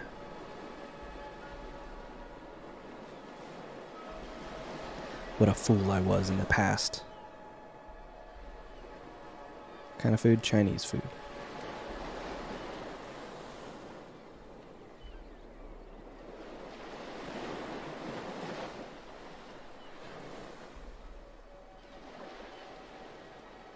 Blur just a little bit. Only watch high class cinema like the live action Scooby-Doo.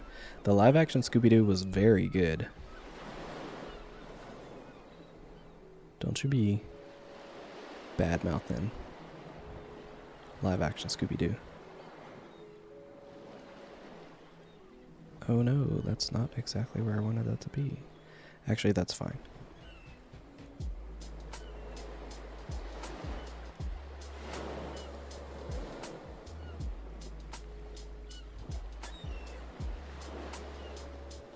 So I'm gonna set this on overlay here. And then overlay again, but like way turned down on top of just the colors for him. I think I'll turn it down even more. But doing this in this way will help to push him back a little bit more because he's like the same sort of color as the background. And I'll do it to a lesser extent to Jesse in front of him, but only so that Jesse fits the scene.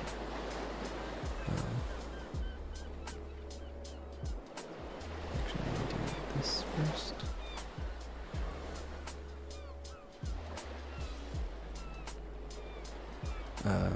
Because the way that I color stuff is like stupid and backwards, and probably not the way that you should color stuff. Which is to say, I have like a set color palette for everybody. Like the skin tone is usually the same, hair is usually the same, eyes are usually the same. And then I just kind of put other stuff on top to make it fit a color palette or mood. So that way I'm like always like, I don't have to think as hard about the color later because I'm bad at it. So I don't have to be like, oh man, well if his eyes are green normally, then in this blue light they would be a little more of this color and blah blah blah blah. It's like, no, it's always the same green. I'm just gonna slap something on top of it and that'll be what changes it. So if you're bad at colors like me, that's my pro tip for you, is just let the layers decide. If you're working in a traditional medium, I'm sorry. I don't have any answers for you there. Just learn some color theory, I guess. But I'm not skilled at that either, so I don't have super great advice for you, unfortunately.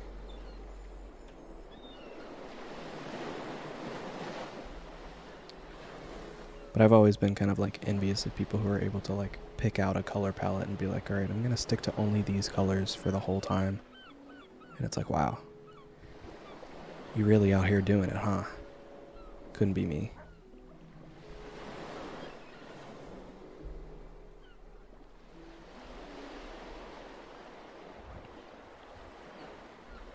But I try sometimes. Sometimes it works. But it's harder.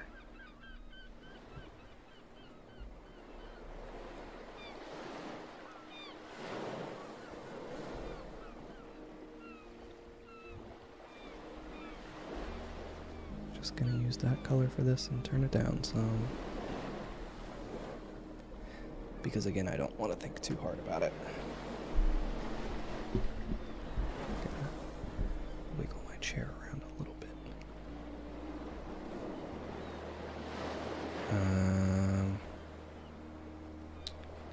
Let's give him some blushy cheeks.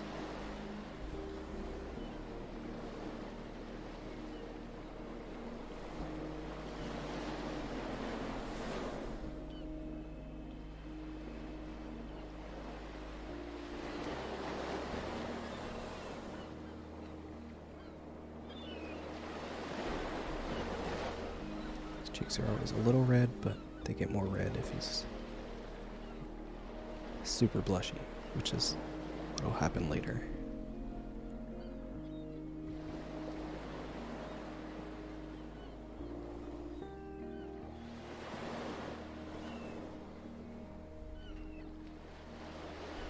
Where it creates a color palette from another photo, yeah, that's super duper nice.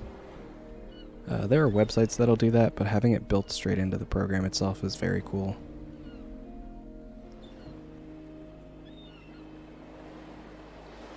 I have a couple color palettes that are like that. And then I just kind of save them. But then I still come back to like the same 2 or 3. Just because I like them so much.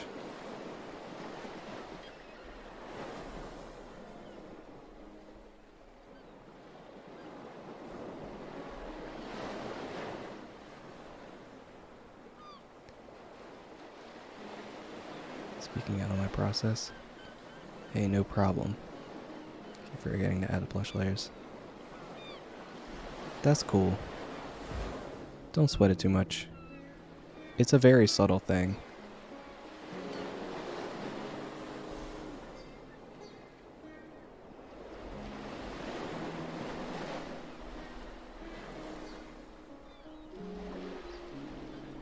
There is a like a mini documentary, I guess.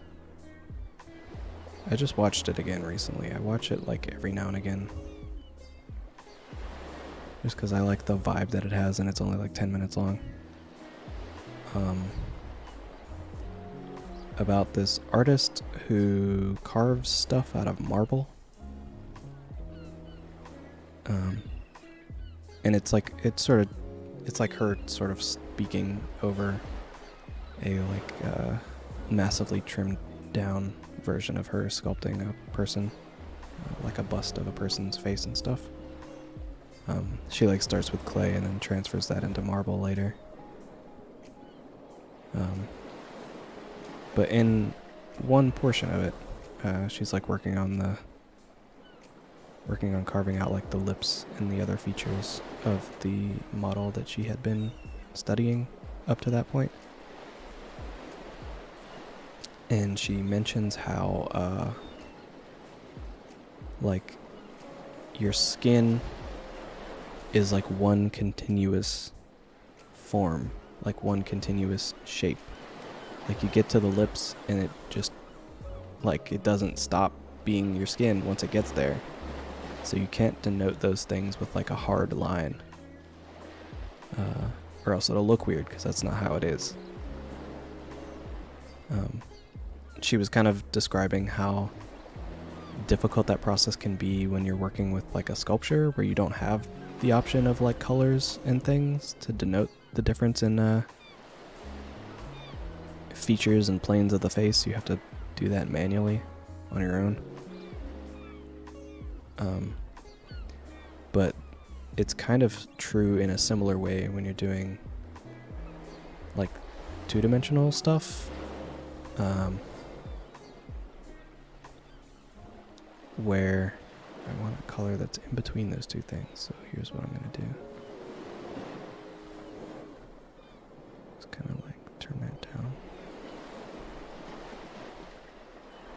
Like that. Okay. Yeah, it's kind of like a similar but opposite vibe for two-dimensional stuff, where it's like you don't, because it's all one form, like it's all one, I guess, like organ, technically, your skin. But because of the way that it ebbs and flows, and there are different like features and shapes to account for, it's not the same consistent color throughout. It changes and is different depending on like what's going on.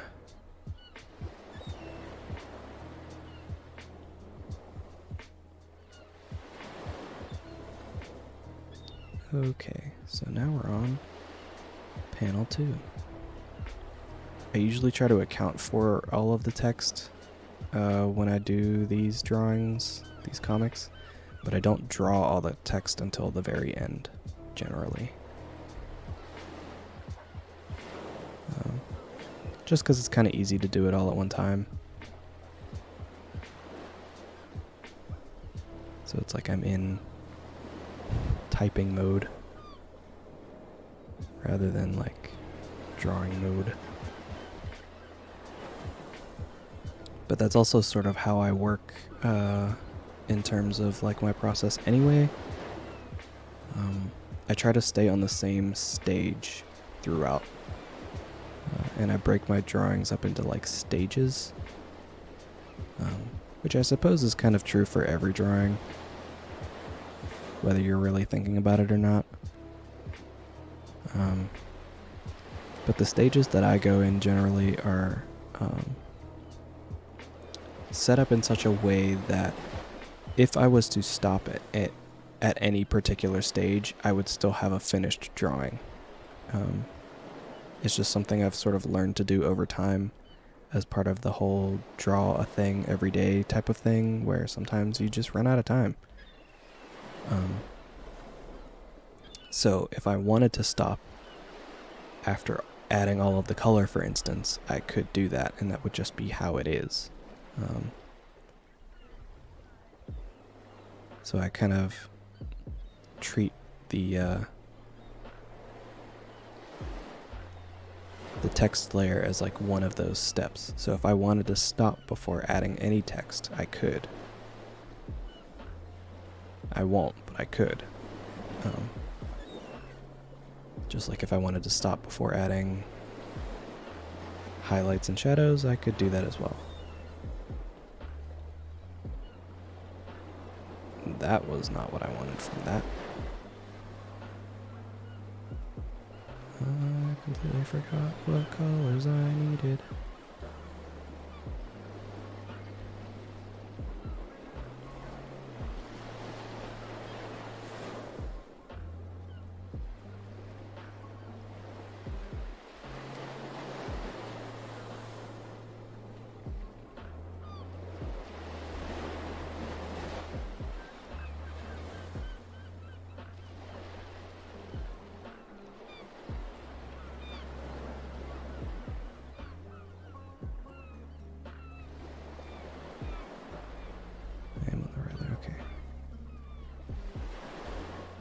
I was about to explain how I don't need to stay in the lines because this is going to be a clipping mask.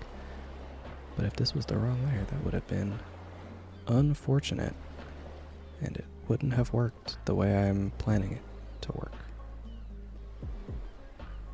I'm also being a little more loose about these portions here that I know will be covered up by stuff. So I'm not like super duper meticulous about all of it.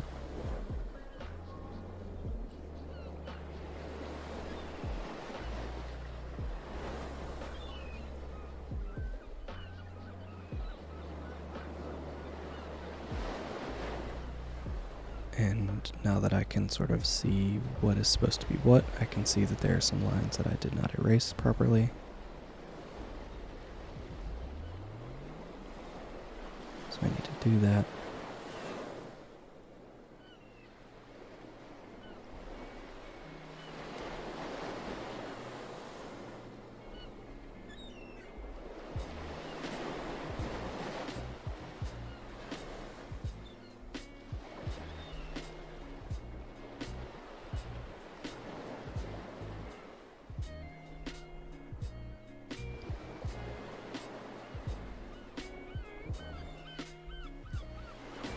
I think I also want to add a couple of lines here still. I don't know why I filled that again. I don't really need to.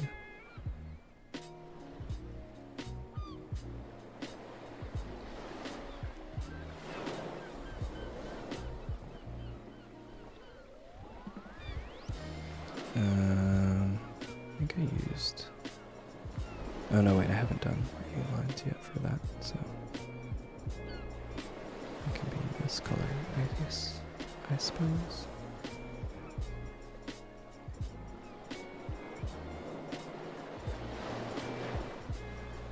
So here's my current plan for this. Actually, let me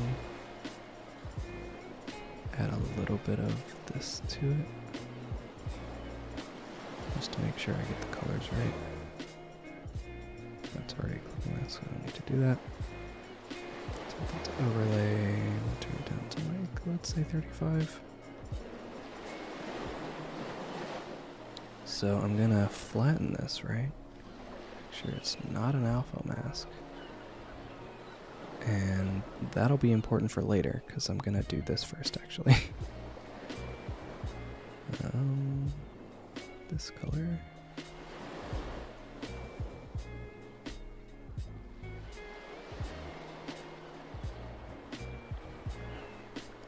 So part of how I'm trying to separate what is in the foreground and what's in the background, so to speak, is the line weight that I'm using here. Since it's like a close-up on this hand holding this paper, this stuff gets a much thicker line than Tank, who is standing behind.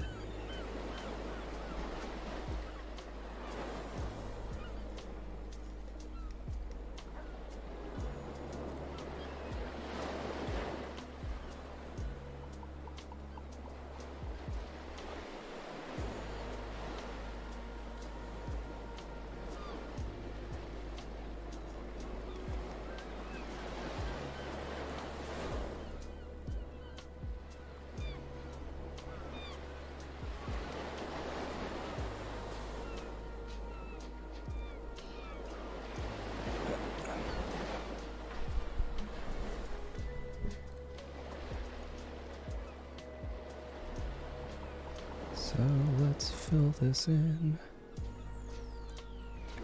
I think I'm like an idea is beginning to coalesce for what I want to happen with this card. I think I used this color for that. That seems right.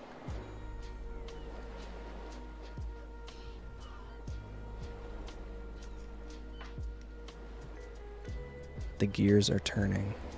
You're watching it happen live. Wow. You can witness the dumbness take shape for this cheesy card.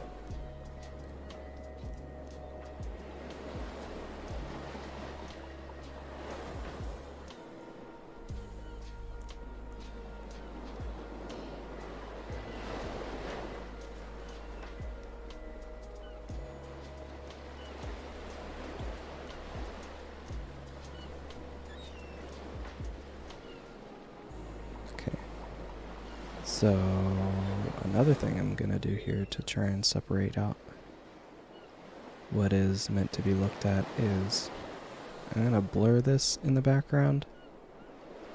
I'm not gonna do it now because I need to go back and add shadows eventually, but to give you an idea of like where this is going, that's what's gonna happen.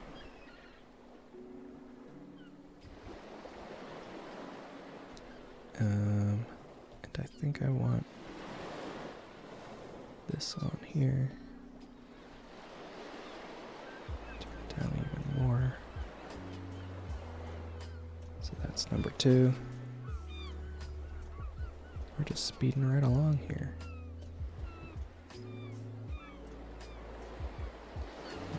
Turn that off for now.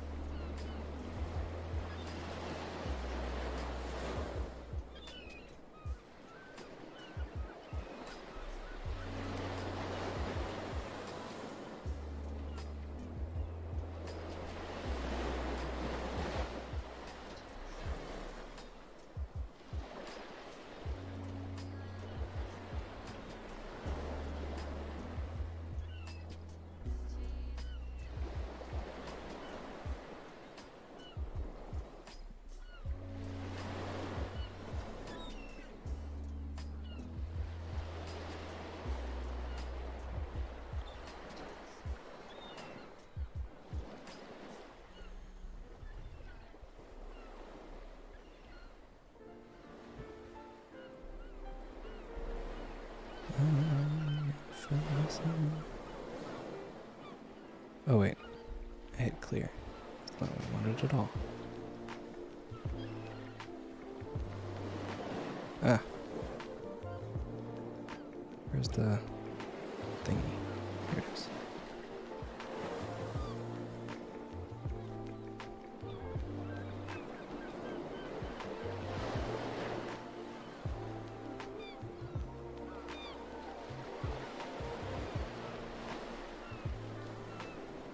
Now I can turn on the background again.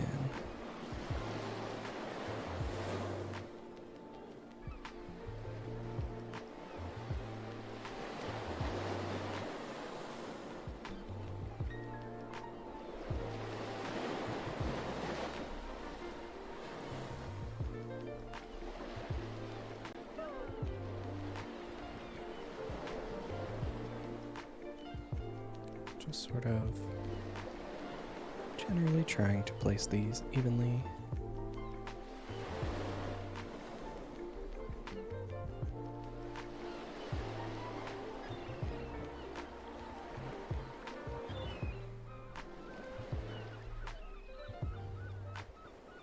I think I did this color and turned it down for Jesse's eyes earlier, so I'll do the same for Tank's smile.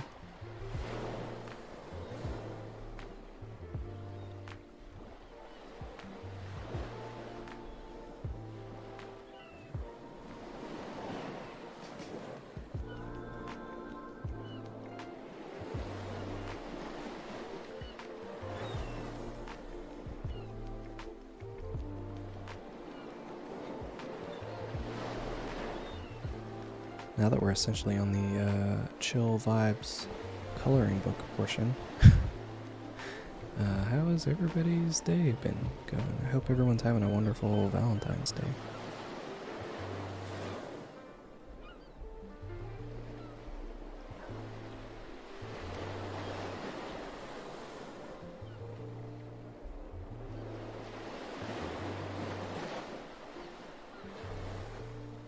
Even if you don't got no one to celebrate with, I'll still be your friend.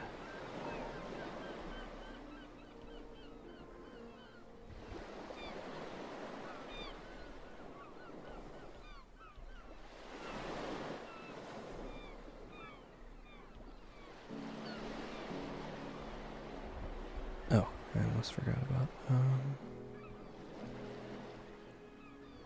this thing. Actually, that's not the one that I wanted. I want one of these.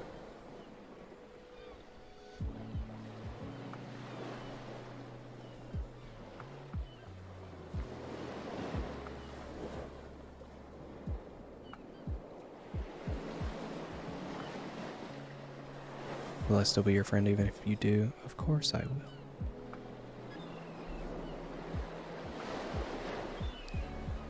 Matches his chest. Yes, that is entirely the point. He made this card himself.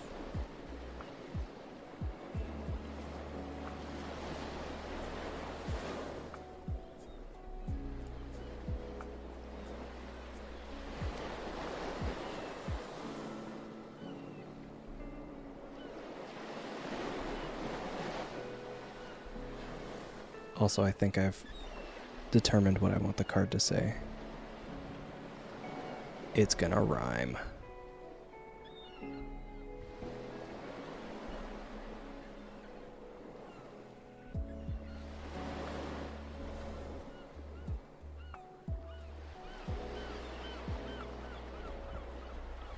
But I'll leave the specifics for when we get to that point in the drawing.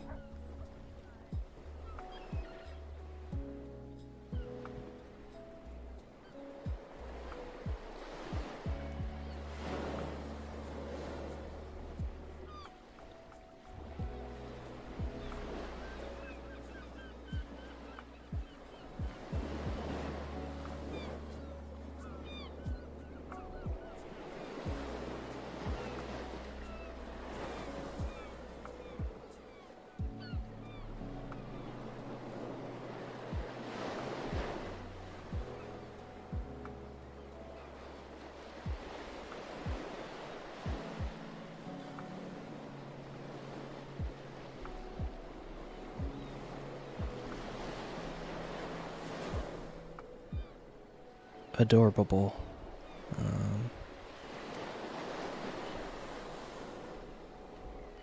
This color.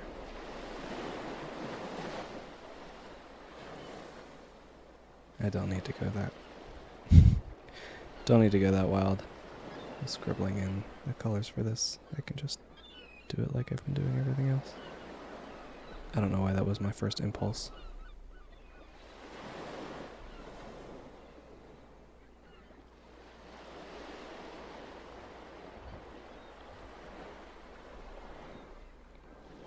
Something about working with like really, really big lines like this is always really fun.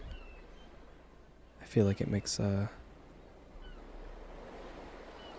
don't know, it just kind of gives a certain vibe to the line quality in general.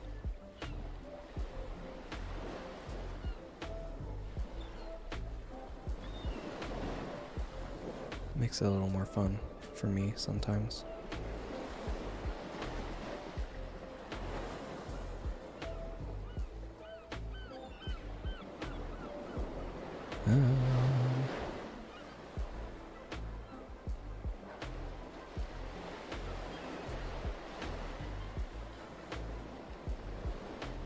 Yeah. Okay. Oh wait, there's a thing I was forgetting. What's this layer? Let me turn this on for a second. This color.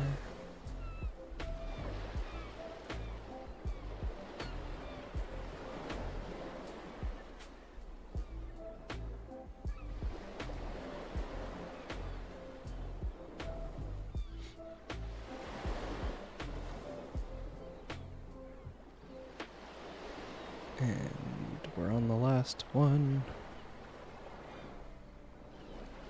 I would say this is like the home stretch, but it's super not. We still have a bunch of other steps to do.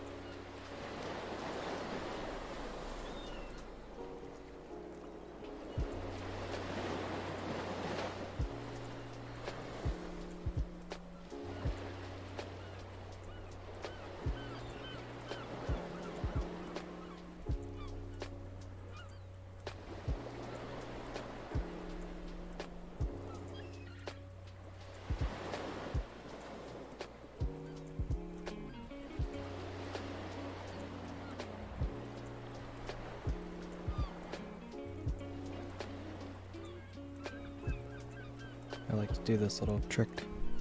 Sorry, I was like leaning away from the mic. I got all reclined and relaxed. But this is a little trick that I've seen in anime a couple times.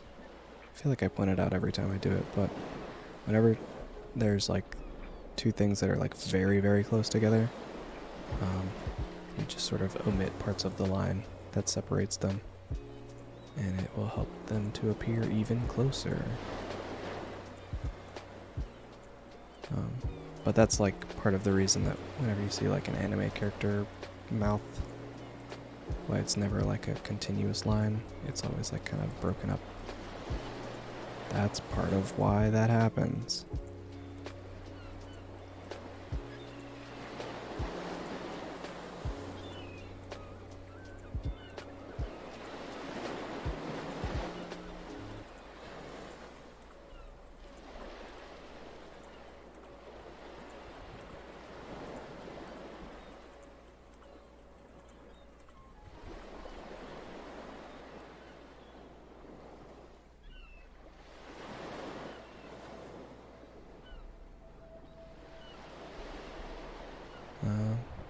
Oh, that's right, I completely forgot to do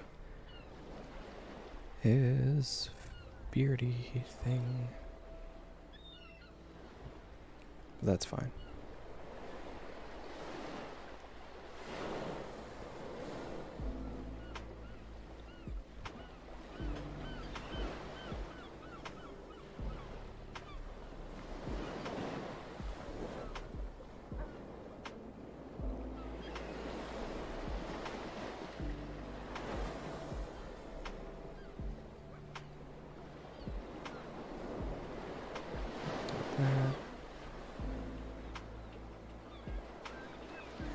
This.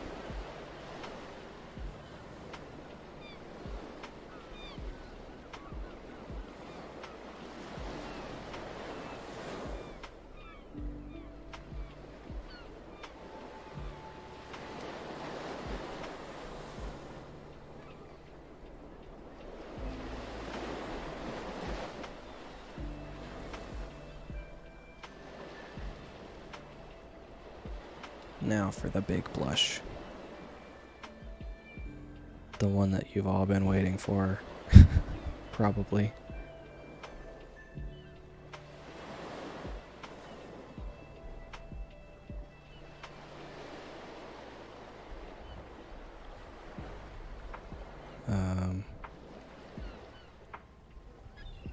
I forgot what color his clothes are again.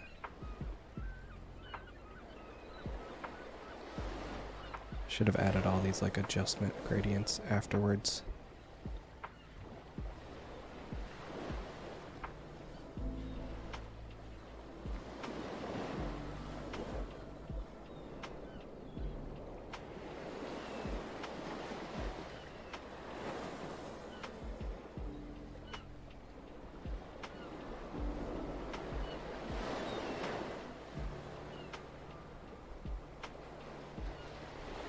But it's fine. Just means I have to turn layers on and off a little more.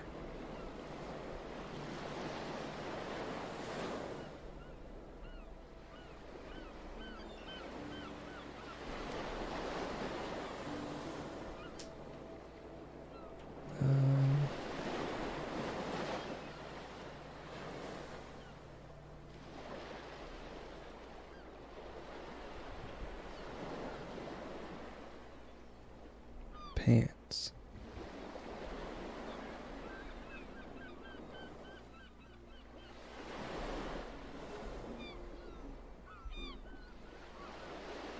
Oh wait, oops. Oh well. I did his hair and his shirt on the same layer, but that's probably fine. Whoopsie daisy.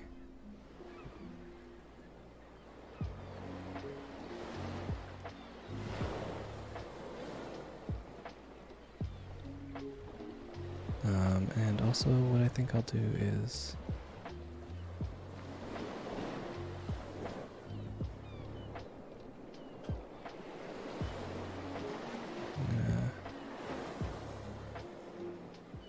add one adjustment layer like that under the both of them. Or over the both of them, I should say. I'm going to merge the two layers that'll be the clipping masks. Make it a selection, then invert that selection, and then erase everything that's not that. So even though it's going to be two separate groups, this one layer will still fit on top of them while also staying in the lines. So I don't have to instead do two of them for each little group here. Match artist, hello. Welcome. Glad you're able to hang out and say hi. Thank you for coming. I hope you're having a wonderful day.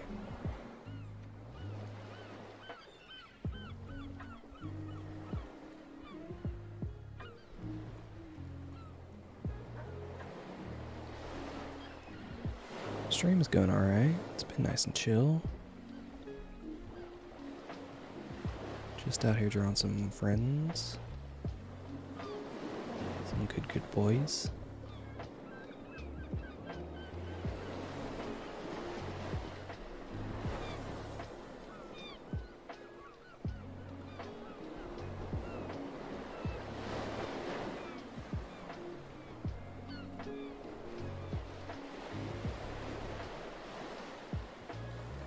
Hey, thanks. Happy Valentine's Day to you as well. I forgot what color his pants are again. I'll have to go to another layer and grab that.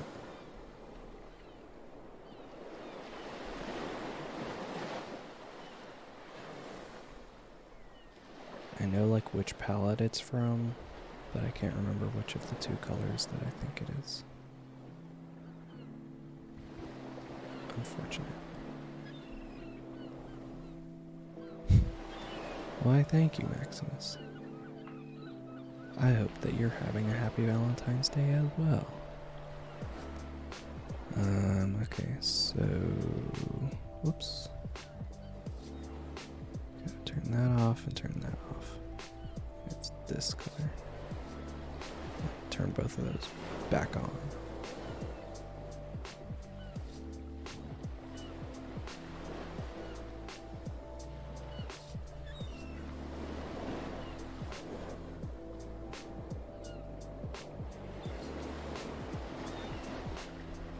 Like a tiny bit, just a little bit there.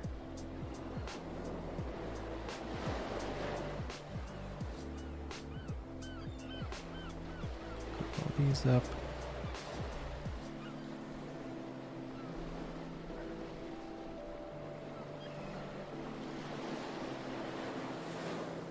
I think I'll go with this color for this.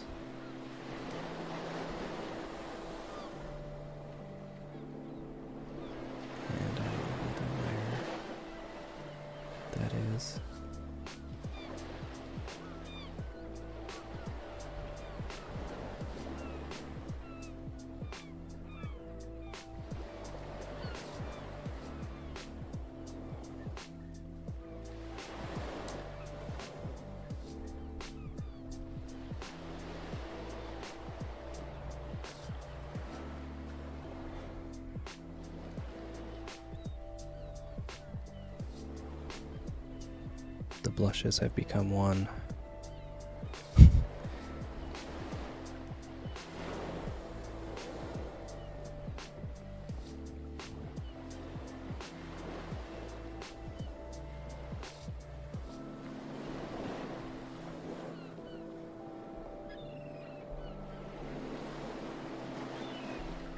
Set this to, I think, overlay probably. I think sometimes also color burn works if I turn it down a bunch.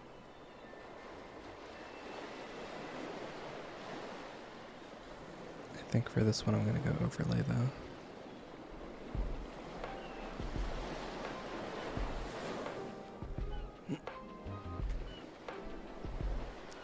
Look at these boys.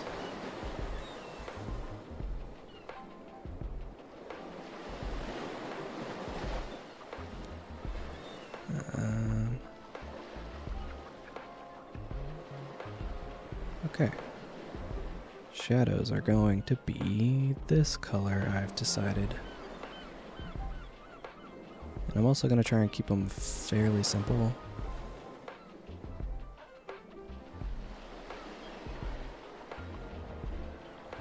I guess multiply. I guess that's fine. I suppose.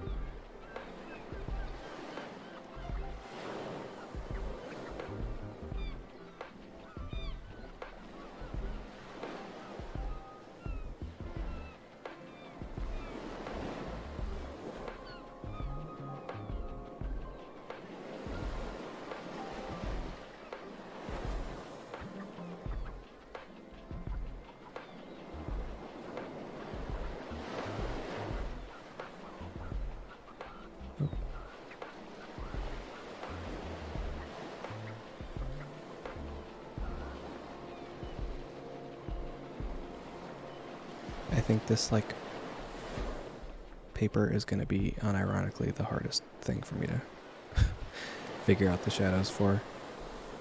Just because it's a thing that doesn't usually come up for me, so it's something that I have the least amount of practice drawing. The hardest. Oh boy. This guy, everybody.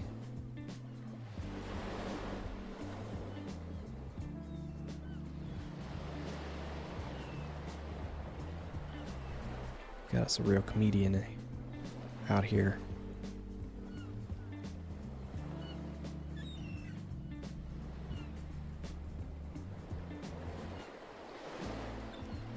That was actually very good, though. I'm a sucker for a good pun.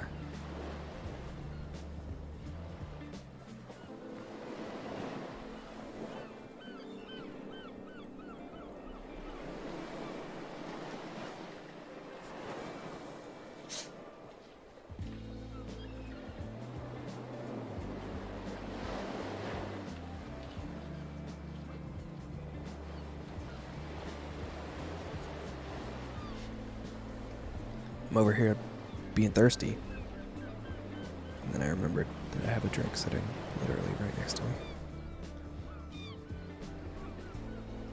I forgot all about it.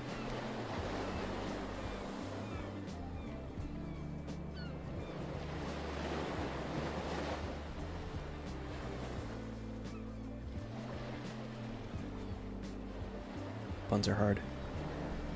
I mean, yeah. It's a difficult task sometimes. Had a tournament called...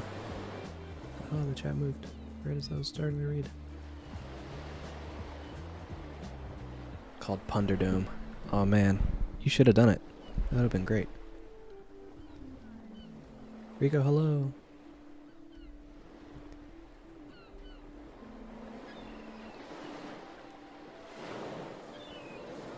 And don't worry, your tardiness has been recorded and it's going on your permanent record. I'm just kidding. Whatever happened to that permanent record thing?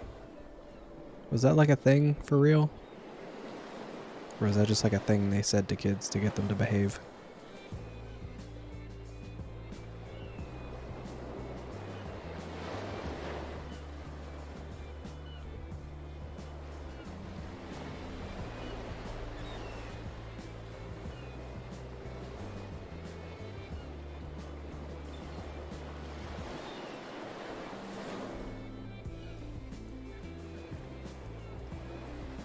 It became the algorithm. Oh no. Truly we live in the most cursed timeline.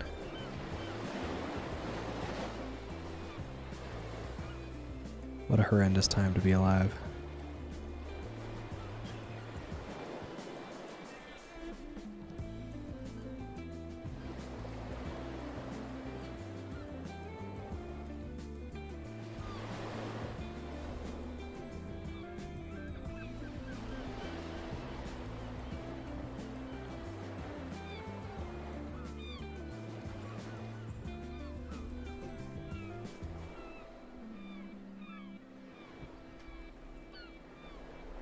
part of me is beginning to regret not having made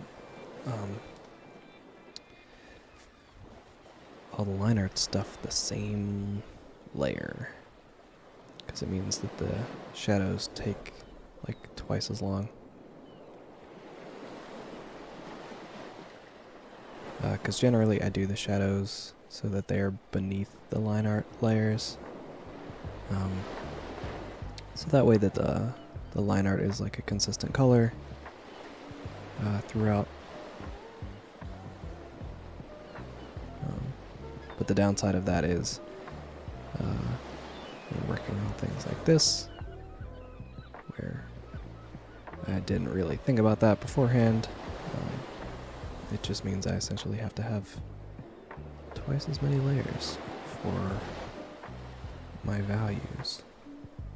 I forgot this is also not a clipping mask, so I need to stay inside the lines, kinda.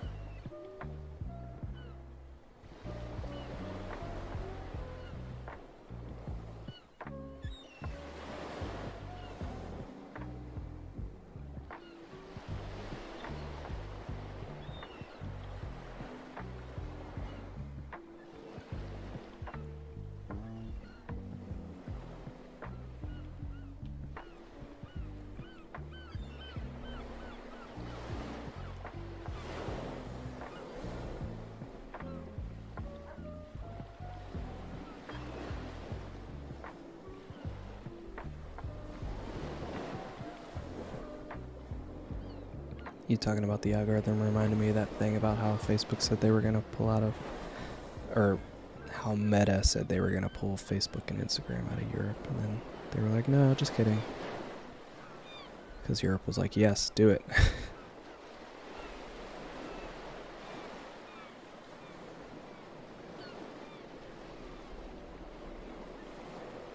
I don't know why it made me think of that, just kind of out of nowhere like that, but I'm still pleased that that was a thing that happened in the world. It's very funny.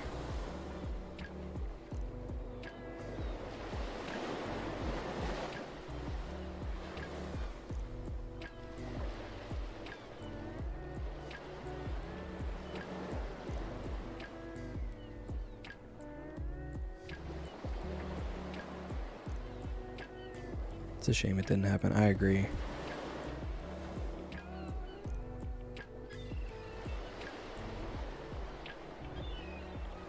They live in an apartment complex? Yes, they do. I've been going back and forth about the name, which is why I haven't named it yet. Or, like, I haven't put the name in anything yet.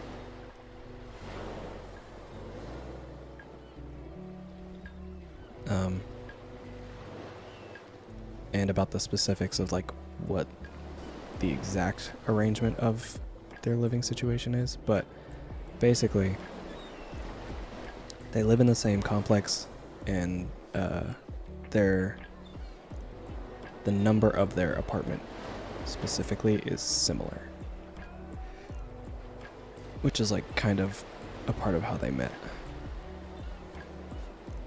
because Tank delivers food for a living,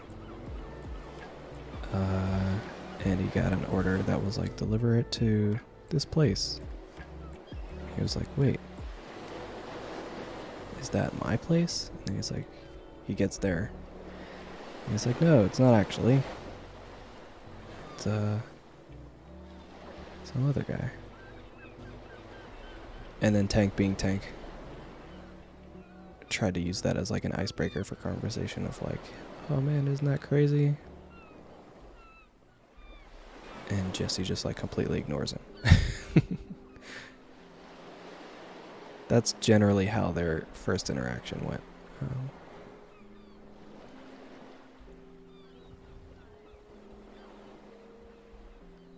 I may not do a highlight layer for this, just because these shadows are kind of a pain. And I'm only like one panel into this, and I already don't want to be doing it anymore. But dang it, it looks much better, so I'm committed. Grumble, grumble.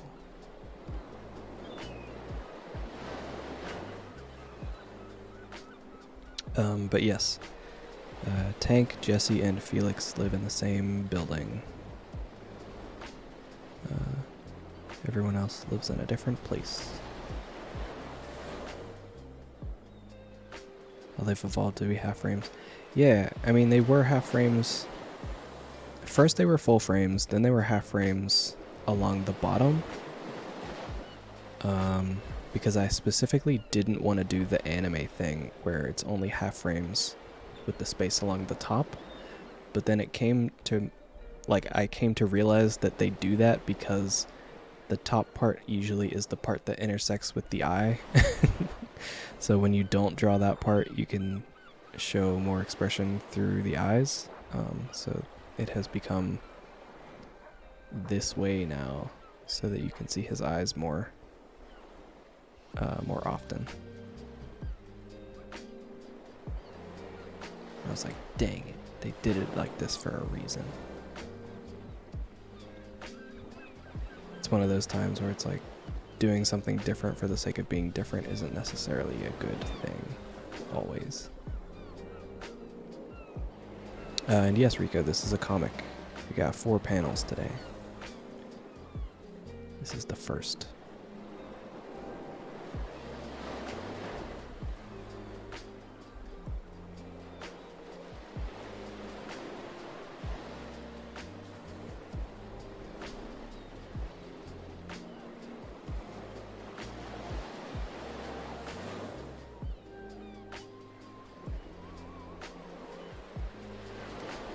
Oops. I missed a spot and it's gonna bother me once I fill it in.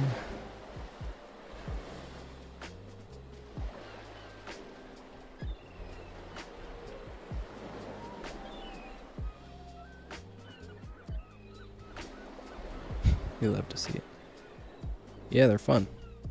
I too love to see it when it's done. Not as much in the middle of it. Because sometimes it's like, I just want this to be over. But, there's like a, like an inverse bell curve for comics about like my satisfaction with them versus how the process of making them is going. Where at the start of it, when I'm just having the idea for the comic, it's like, oh yeah, rad, this is gonna be great. I love everything about it. I'm so excited to draw this. And then it gets to a point where it's like, I don't like this. I hate everything about it and I don't want to continue. And then it eventually comes back around to, oh man, I'm so glad I did that. It came out great and I love it again.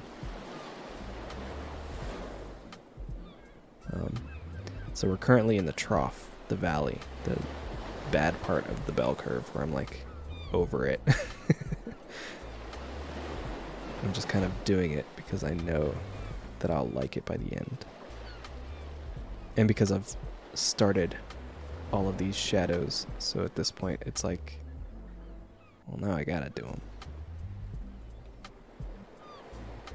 I could just not, but I know it'll look better if I do them, so I'm committed at this point.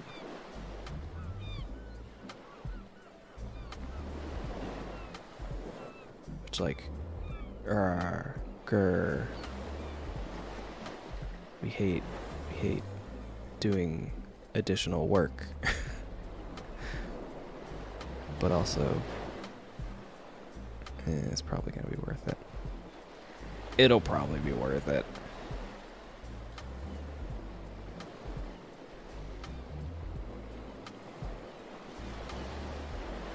For anyone wondering how I made it through 7 years of drawing every day like that, it's a lot of that. A lot of, this will probably be worth it after. You just tell yourself that every day, and you can get through anything. Sometimes it's true.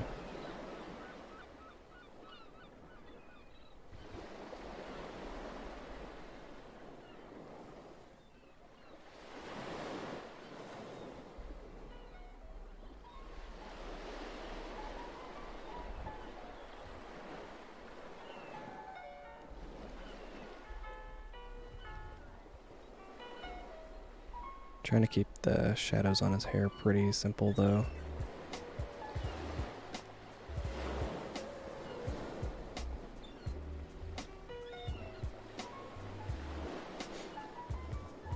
I want this for here.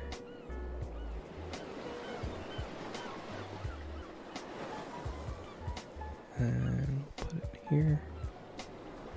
And clear. This way I preserve all the settings of the last time I did it so I don't have to reset all those. Sometimes that's worth it to do. The number of steps required in that particular back and forth exchange there. Maybe it'll be worth it, I don't know. I might just start from scratch and remember the numbers to plug in. Might be better. Easier.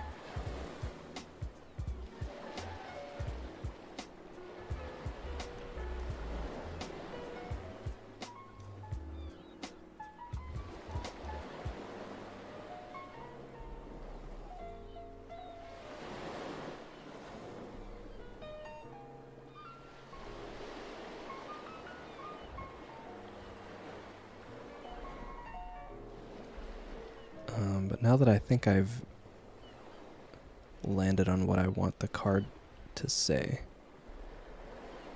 should I do dialogue first or the card first? What do you guys think? Which text should I put in first? I'm still like a little ways off from doing that because I have to do the shadows for all the other layers, but I'm curious about your thoughts. Turn the Jesse layer off just so I can better see what I'm doing here.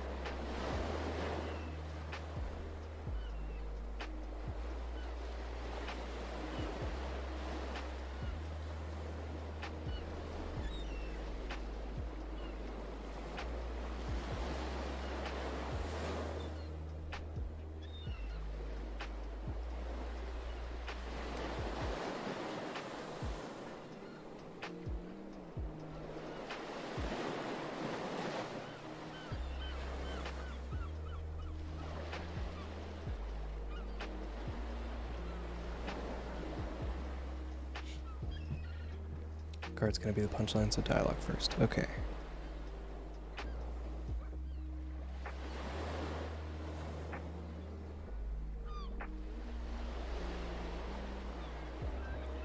A man of suspense, I see.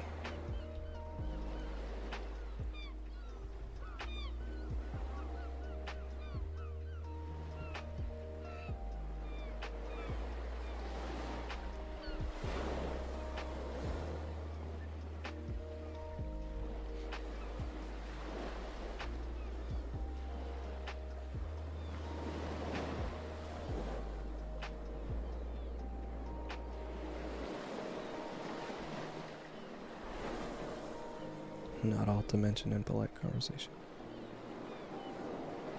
Then a man of mystery as well. Such a mysterious turn at that one.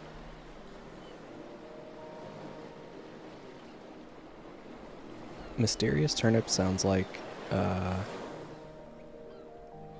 don't know if this is still a thing that they do, because I haven't had an Xbox in quite some time. But sometimes when you go to make a gamer tag on Xbox Live, if you tried to make one that was already taken, it would suggest another one for you that was just like 2 random words. And Mysterious Turnip sounds like one of those types of gamer tags. It's just like a thing that it gives you is like, the thing you wanted is taken, so use this instead.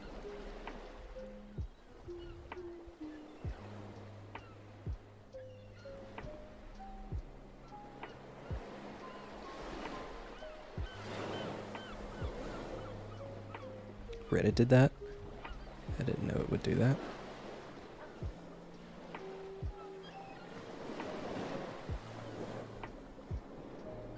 Oh, you can't change it either? That's a huge bummer.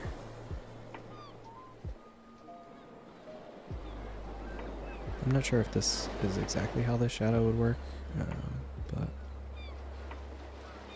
we're doing it. It's happening.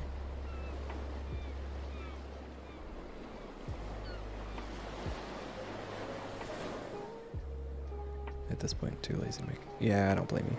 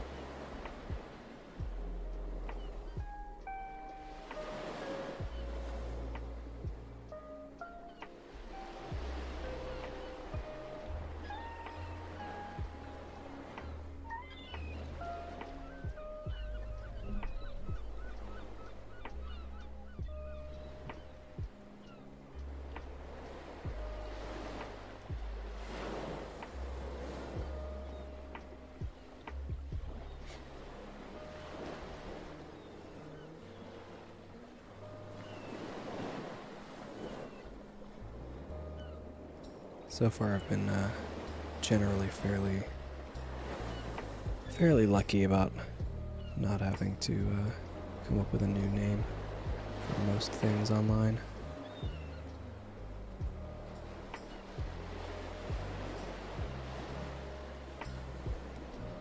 So the brand can continue to grow every time I sign up for a new service or something.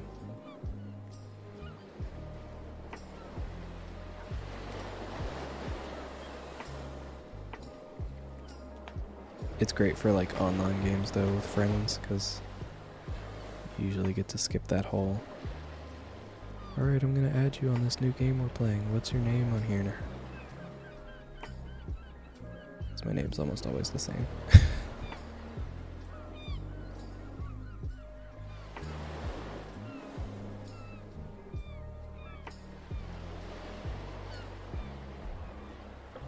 Like I just started playing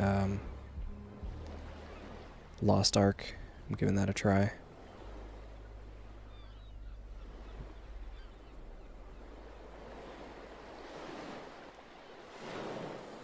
So my friends were able to add me like right away.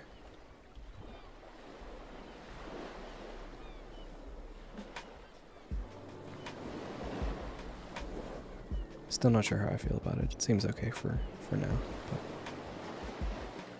we'll see.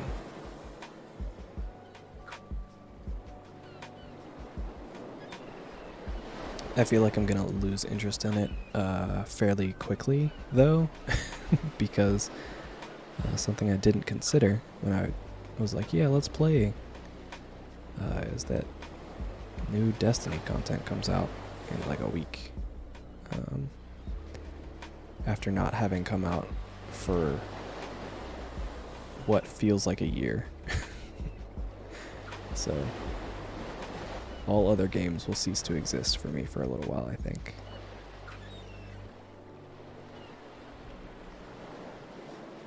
At least until I get through like the story part of the new stuff. Hey, and since we finally added shadows, I can do this part. Let me turn on this other layer first.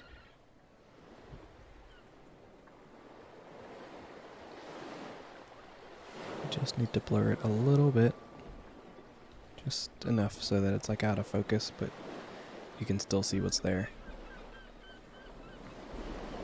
It'll help to push it back a little bit more. And give the perspective a feel of like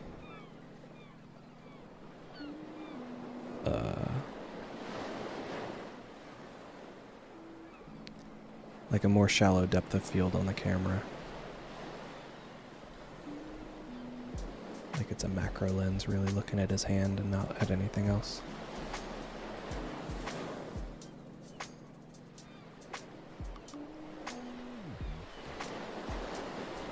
Completely unnecessary, I should also mention. since I've done like 3 other things to separate the foreground from the background here, but I don't get to do it that often, so it's always kind of fun to do.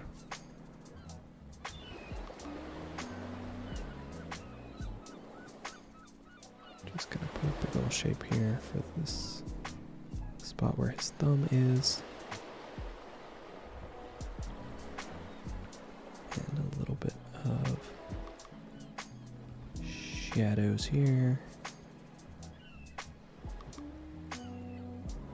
for the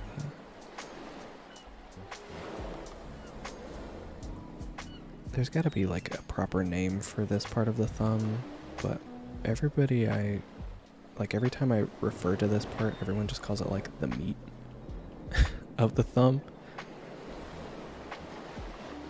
And usually that like gets the point across.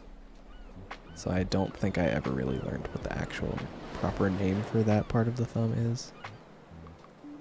This part, though.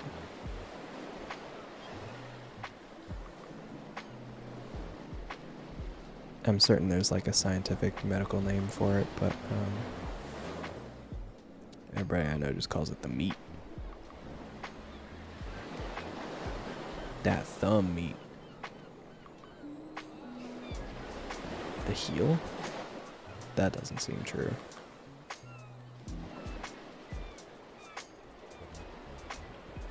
I think you're lying to me right now. You're making it up. That's some phony baloney nonsense.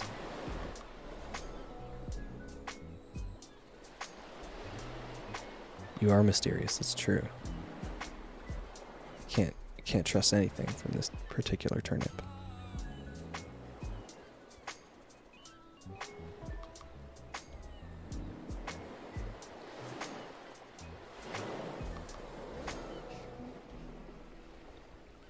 Those turnip prices be fluctuating day by day. Could be anything out here.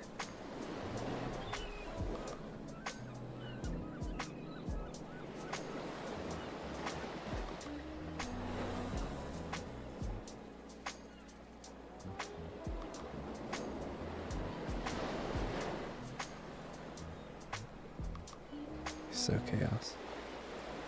And also turnip seeds, apparently.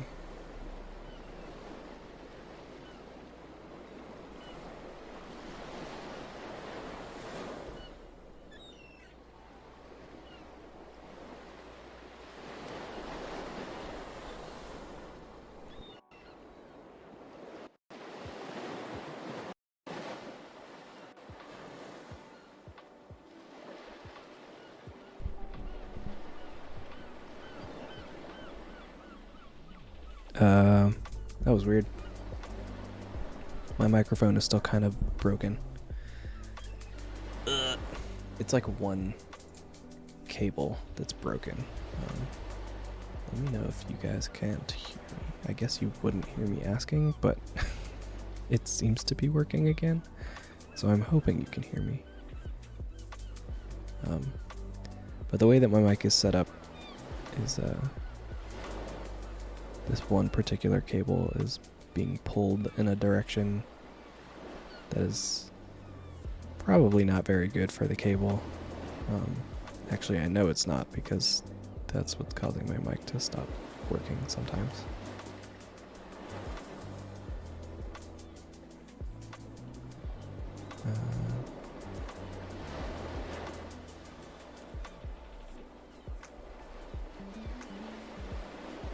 But yeah, I kind of nudged it, and it did not like that, so it cut out for a second. I was like, no. The problem is that the mic I have is meant to be like a transitionary mic between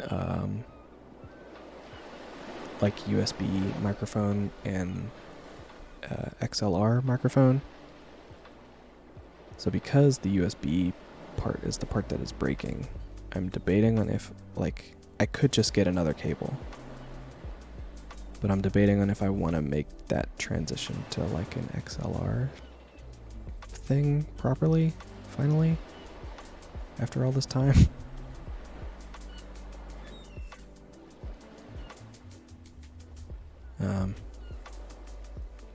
So it feels like I should or could do that, but the reason that I didn't in the first place is that that stuff is expensive. Even though I know it will likely be better in the long run, as far as like longevity of the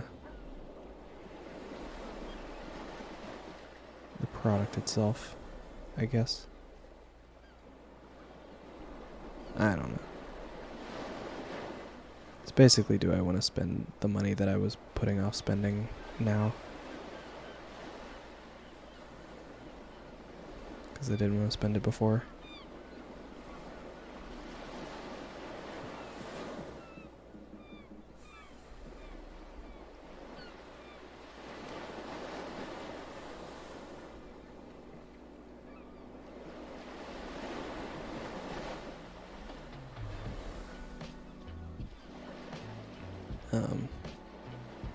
But if you guys can hear me, somebody let me know.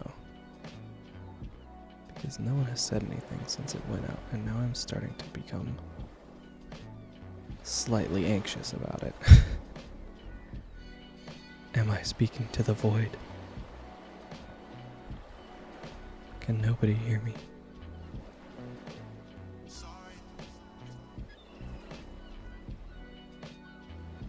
A lurky boy. A sleepy lurky boy. It's understandable. It is like after midnight now. I would have normally had to have called this done later or earlier. Jeez. Still coming through? Okay, good. I was worried.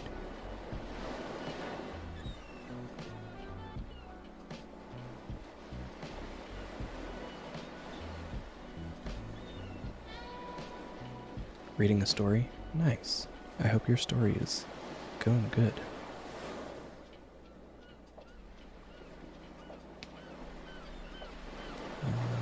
Let's be here from his nose.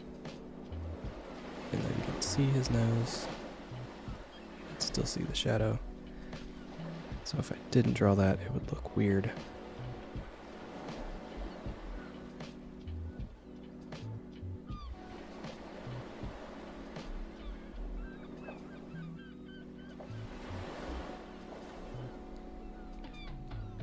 I'm really happy with how this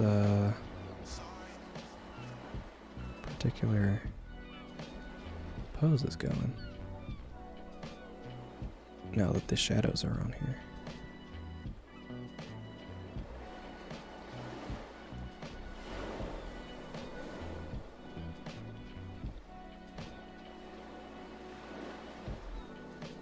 I was like kind of pleased with it before, but now that it's like here. Like, oh yeah. Sick. Nice.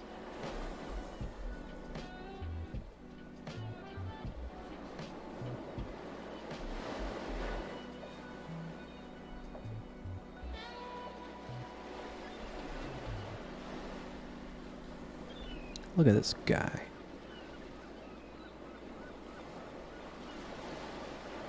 So I can pull this up here.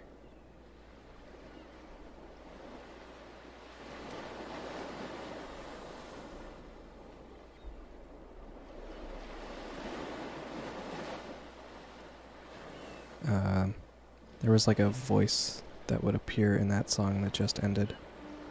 It said sorry a bunch. And it like doesn't sound exactly like Drake, but it gave me like Drake vibes. I don't know, maybe it is a Drake sample and I'm just like not at all hearing it properly. But all that to say, it reminded me all the silly Kanye things that are currently happening with Pete Davidson or whatever his name is.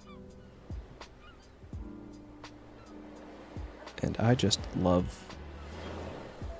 the stupid memes on the internet sometimes, you know? It's been a magical time.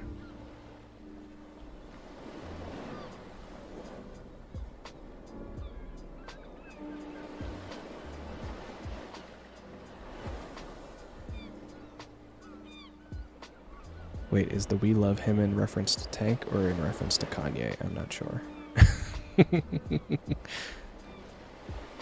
It could be either.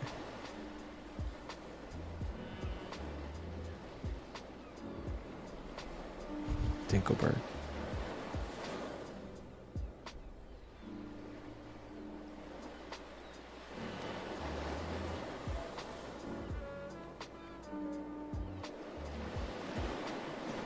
That, I think.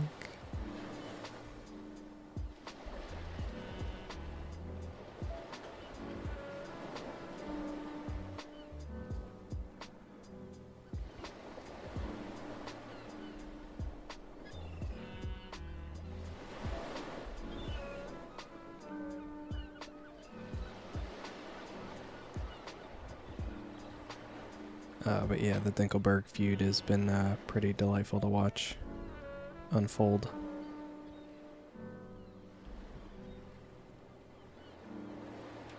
I know it's like all just stupid celebrity, tabloidy marketing nonsense most likely, but I don't know, it's still kind of funny to see.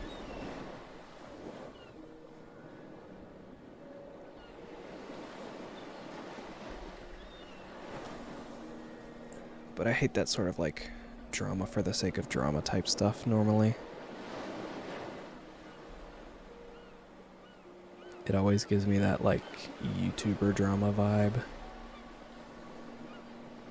where no one's like actually concerned about being mad. They're just doing it for the sake of like drawing attention to themselves.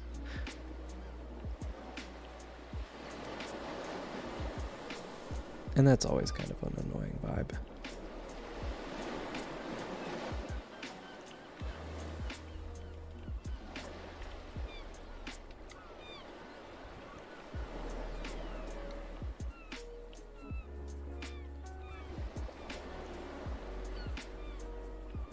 Just enjoying the memes about it, same.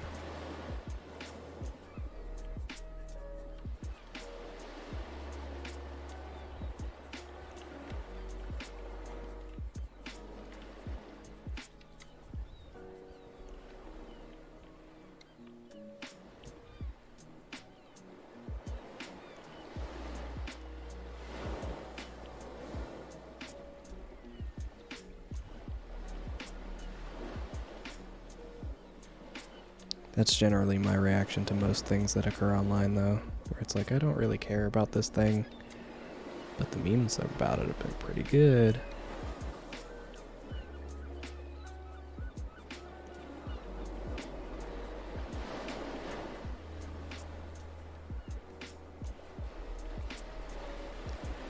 That's why I'm a little sad that I didn't really watch, the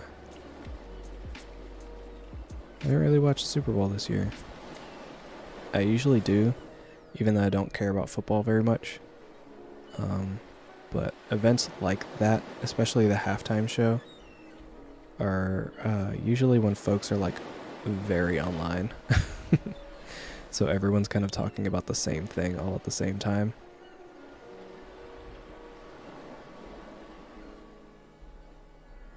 And that's usually pretty entertaining to see unfold live.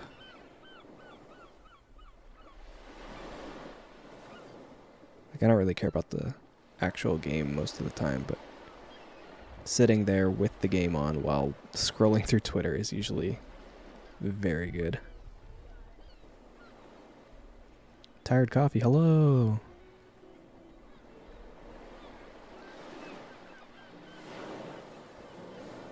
How are you? I hope all is well. Only there for the halftime show. Usually same.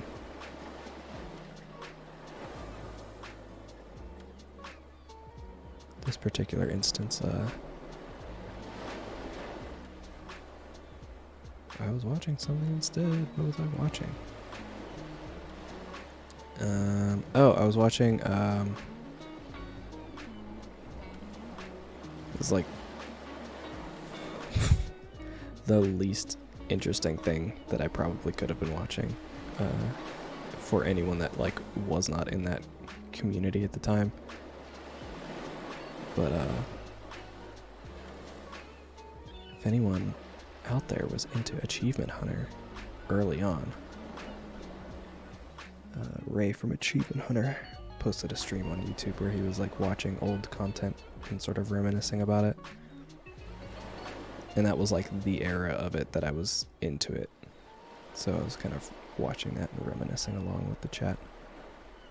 And I was like, oh man, I used to care about this a lot. Not enough to like be involved in the community, but enough to like watch it fairly regularly. So it was kind of nice to get to see old clips and laugh at old jokes that I haven't thought about in like a decade, which is an incredibly long time for the internet, especially.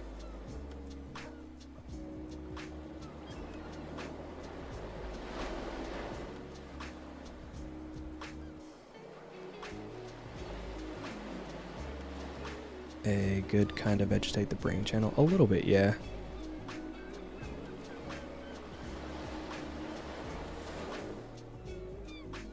At first it was like more informative. Like that's how I started watching it. Was they would have like guides and stuff, and then they started doing like let's plays and things. And it was funny at the time. And then I just kind of grew out of it, you know? Because the style of humor is still pretty much the same. At least since, like, the last time I checked, it was very much the same. But I haven't watched it in a couple of years at this point.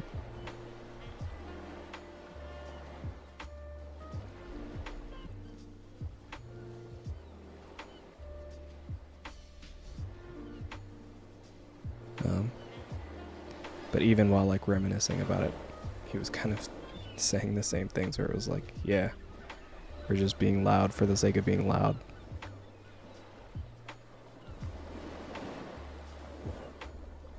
Which isn't really a thing so much anymore. I mean, it is on the internet still, just not like, I'm no longer the target demographic for those things, so I don't care about it as much.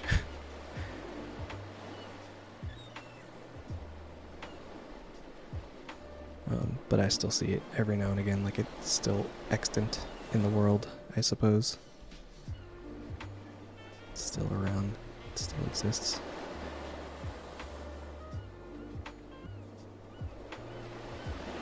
It's just usually now when I see those sort of things, I'm like instantly like, I can't deal with this.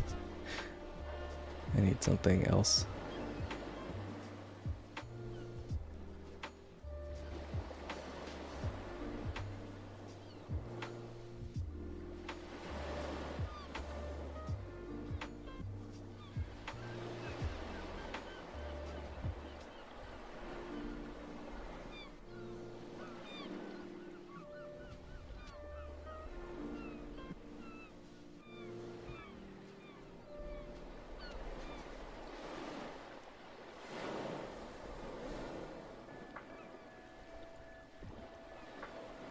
But it's so weird to think about those sort of things.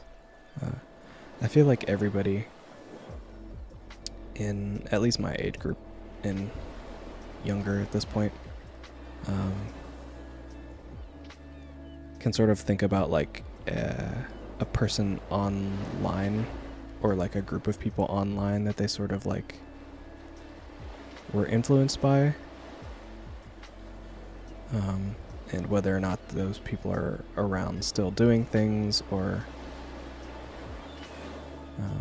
they just sort of impacted your life in some way and then you moved on, you know? But sometimes it's really crazy to think about that, that sort of thing, where it's like, at some point in my life, speaking I guess for myself, but maybe also for others, I'll speak for myself because I can't 100% confirm that for other people, I suppose. But Yeah, there have been a lot of like folks online for me that have sort of like come into my life and affected it in a way that they'll probably never know. Whether it was like a significant way or not. But it's kind of wild to think about that sort of thing sometimes.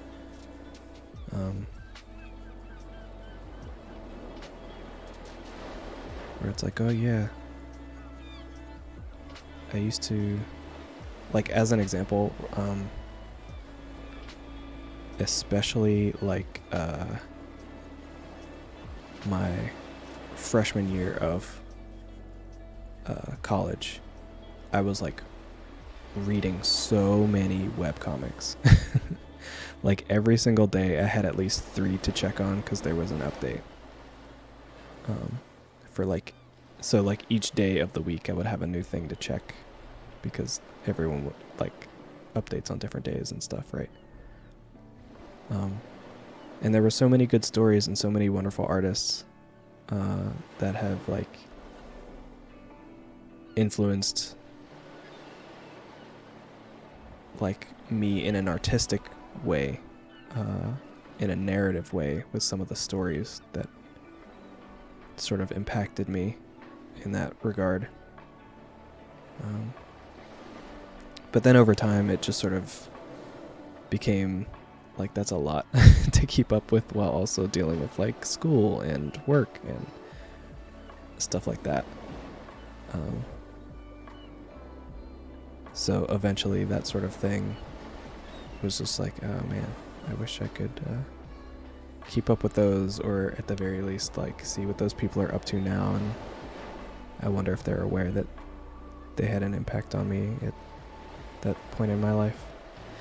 It's kind of like having a friend who's just kind of like in your life for a period of time, and you know, eventually you grow apart. It's just like a thing. It's not anyone's fault.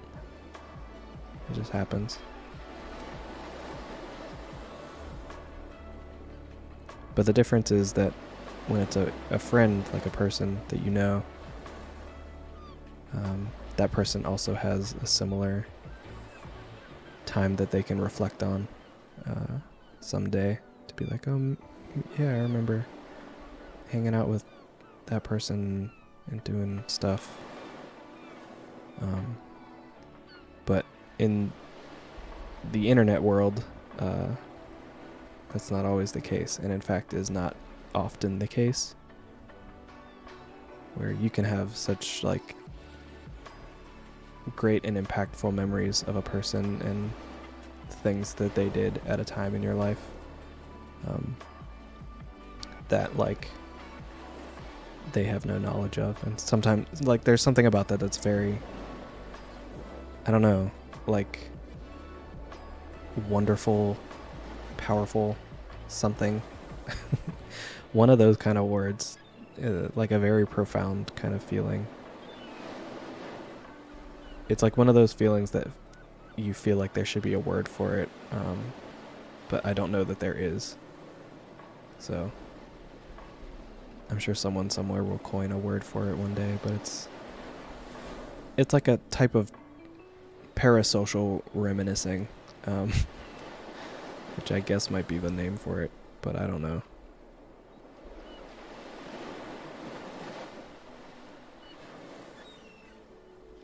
And yeah, thinking about that sort of stuff is wild.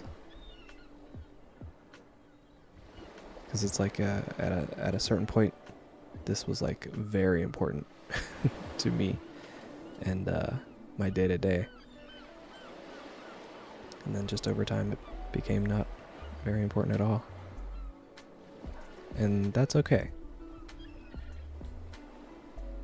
Sometimes you just kind of realize that not everything is for you, and you have to come to terms with it. Like, not only have you likely changed as you grow older and as your life moves on, but, you know, the people who make the things that you like also change during that time. And the things that they make change. So I don't really know where I'm going with this. I'm just kind of babbling at this point, but I hope it's I don't know, interesting. Interesting to think about for you in the same way it is for me. Also, I was like not at all reading chat for that whole time. I'm so sorry.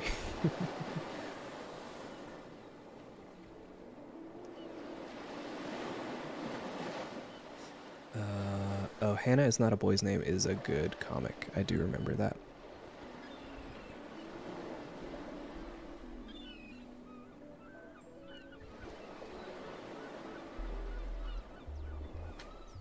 I remember really liking the art style for that comic a lot, actually. 70% of streaming. Yeah, you're probably right.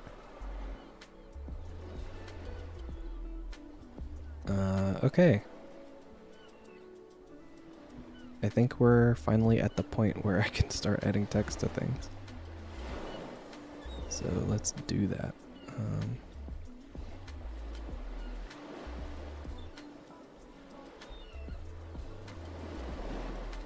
Add text.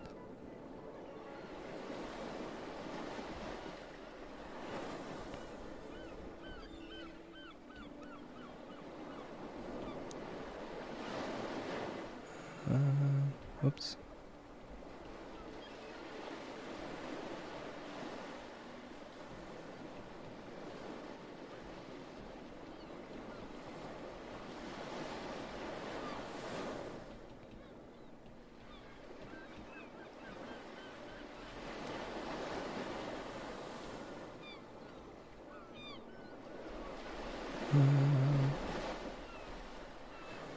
So we got, where's that thingy? I passed it. Here it is. We want our letting to be way lower. We need the size to also be lower. Letting is way too low.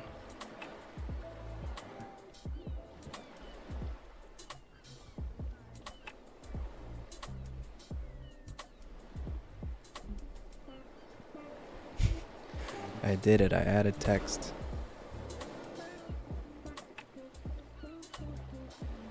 It's true.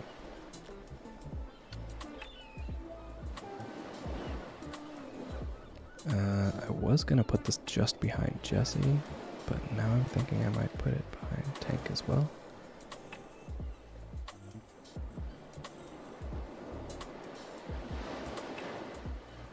I'll do it this way.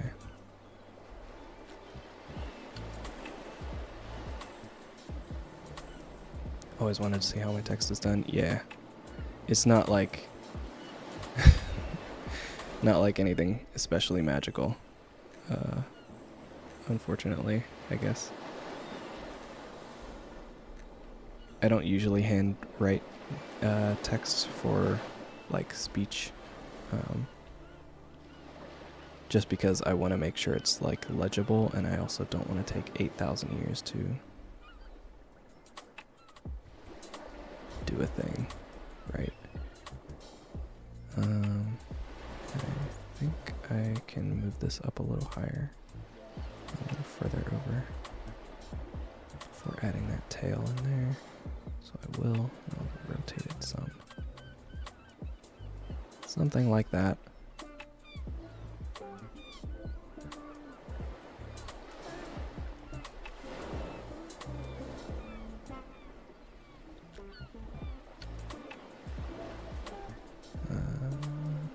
Up a little higher.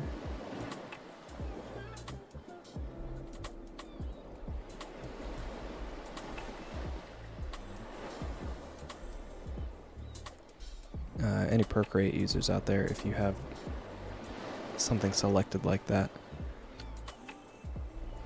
like this, if you tap on any of the sides of it, it'll just kind of nudge it slightly, which is what I was doing just there.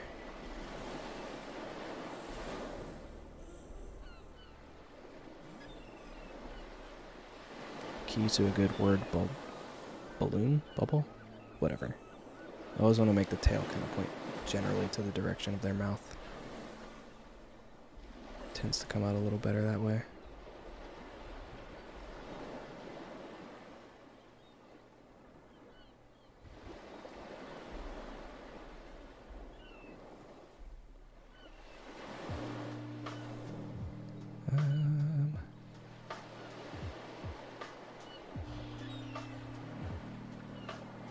We're gonna give Jesse...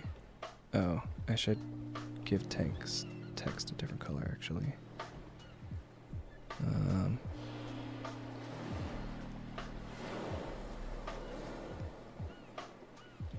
Usually Tank is red and Jesse is blue, so I will do that here.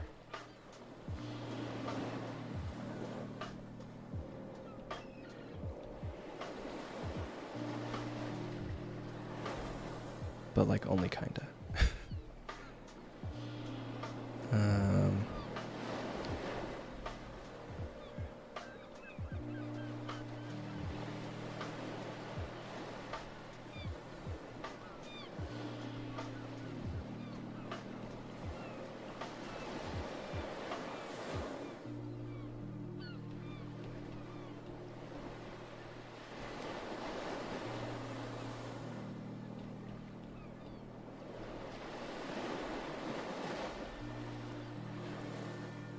I forgot to check how big the size was on the other stuff. So I'm just gonna make an assumption and go back and actually check. So let's see here. Size is 76. That's generally about somewhere in the 70s is usually where I'm at. Like 9 times out of 10 for these kind of comics. But I had no idea, so I was not sure. So we'll get it kind of close. Maybe a little bit bigger.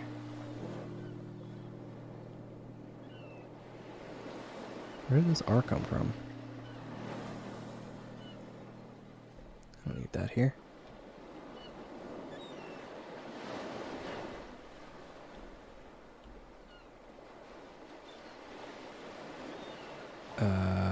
Was it this color? What color did I use for that word bubble?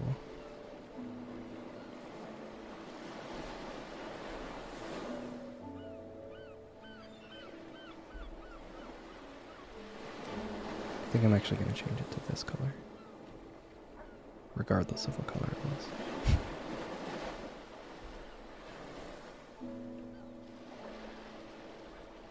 So it stands out just a little bit more.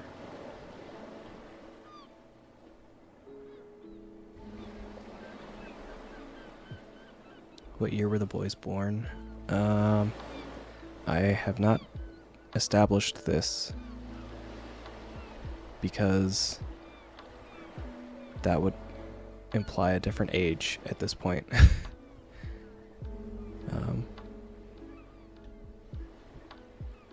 And in my head, they're all like the same age as when I kind of came up with them. Giving them like a birth year at this point would cause their age to have changed over time. Because that's how time works. Unfortunately.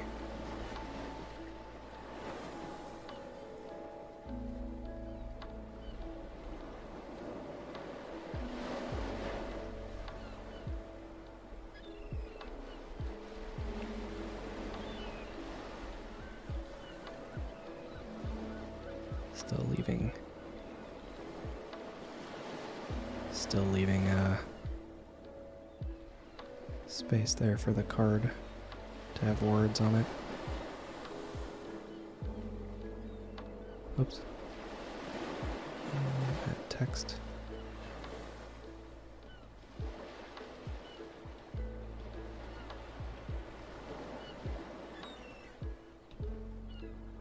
$70-ish.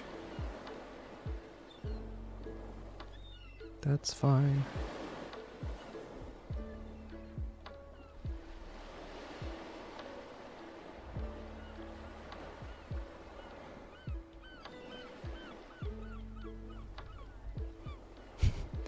They exist outside of time.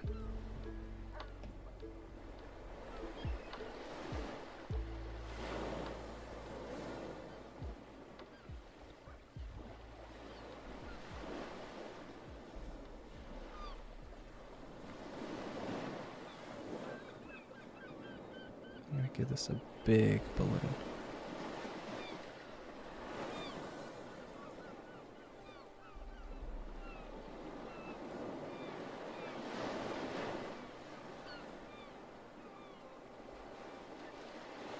Doing a big balloon with like a single word in it is usually pretty good for like a dramatic, like pause kind of a feel.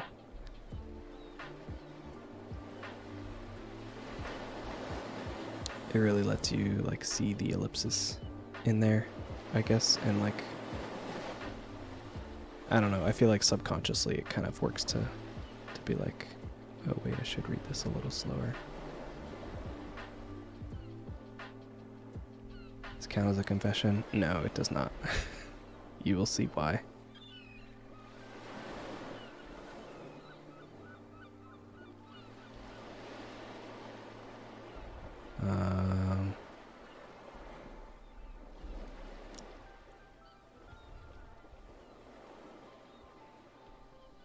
I'm gonna add some text here. Actually, I think I might just do it as a layer.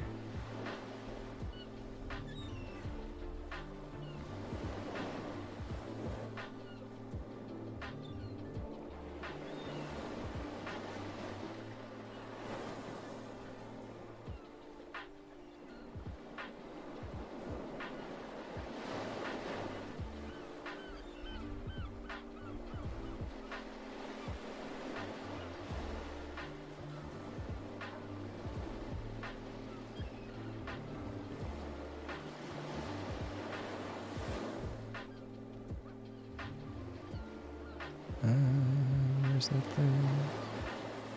Oh wait, it would help if I was in the right menu.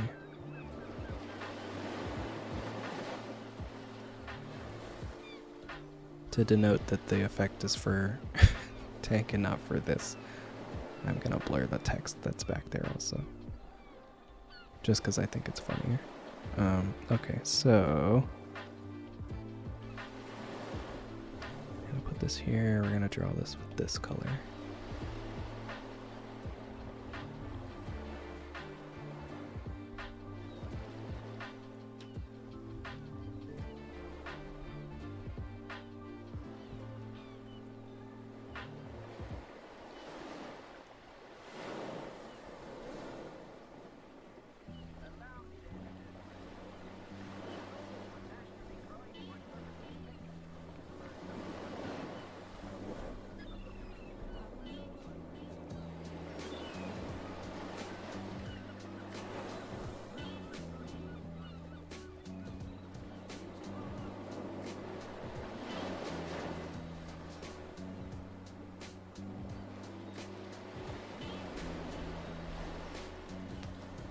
This is Tank's handwriting, I guess.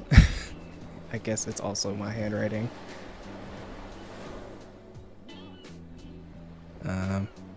Part of me always wanted to sort of like, anytime it's Tank's writing, write it with my left hand. Let me try that actually. Maybe it'll be funny. Plus I needed to move that anyway. Oh god, I already hate this. Oh no.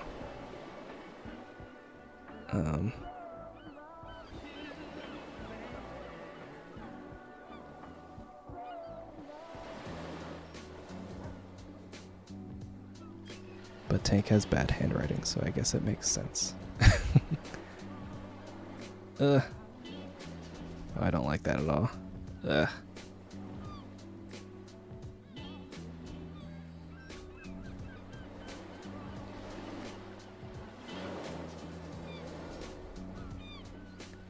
Maybe I'll do like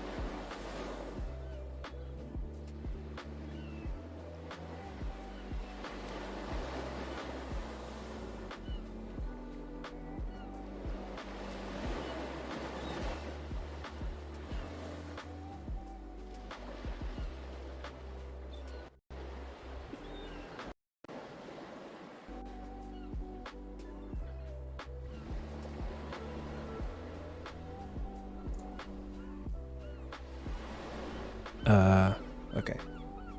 I moved my microphone and it did the thing again.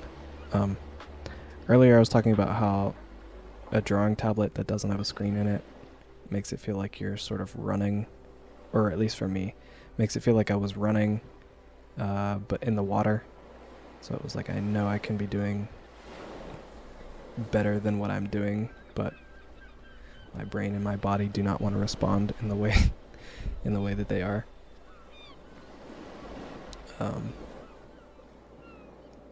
Drawing with the opposite hand like that was very much a similar experience. It was like, I know the shapes and the lines I need to be drawing, but my brain and my hand just won't cooperate.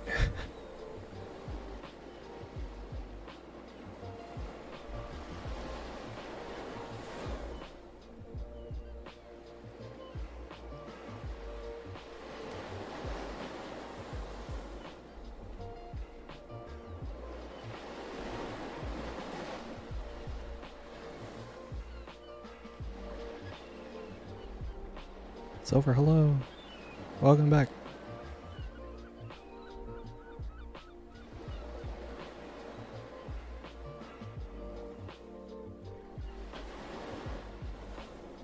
You are just in time for the hug.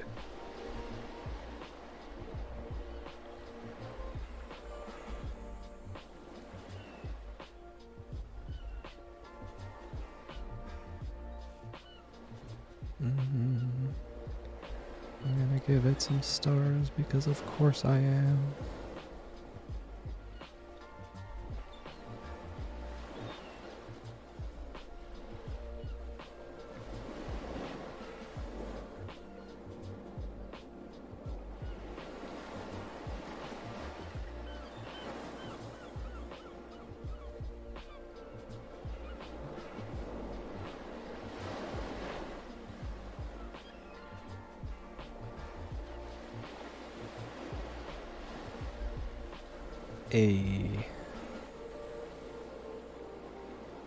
This is the center. And just like that, we got us a comic. Isn't that fun?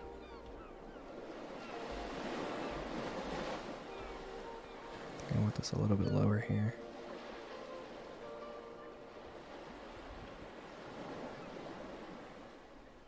Maybe a little smaller.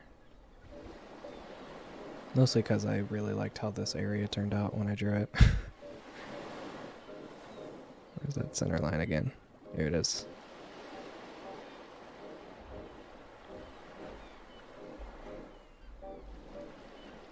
Discount chocolate. Discount chocolate o'clock.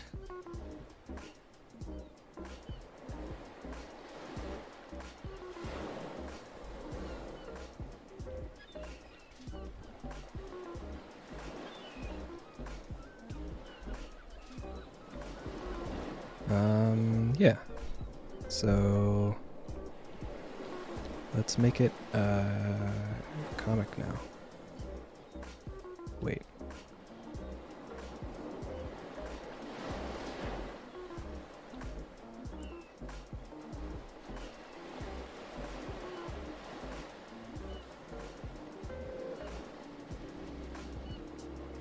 I forgot that this background was separate on all these layers.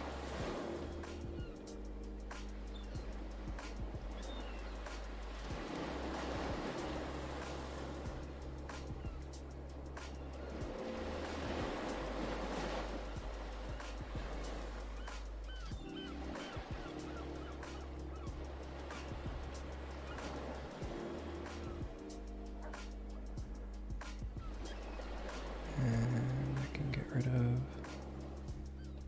this.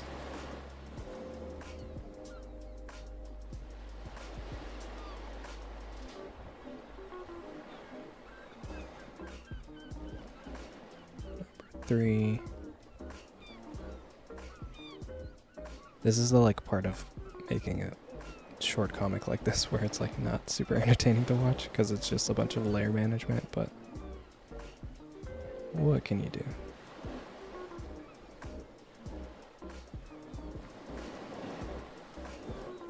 Nope, didn't want to do that.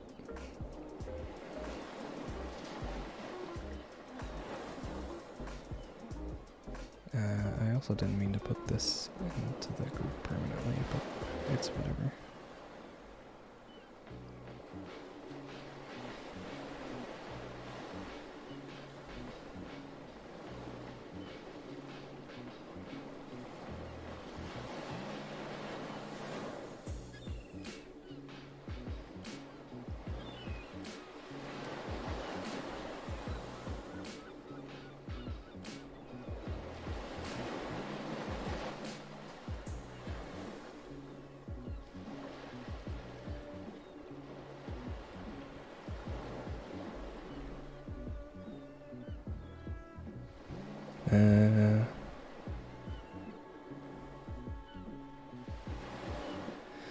I'm not sure if I want to do gradient maps on all these or not. I kind of do. But I also... I'm gonna put all these in a group actually. No, stop. Group all these, call this parts. And call this merged. And so this way I don't have to do all of that again when I export each of these as a separate PNG.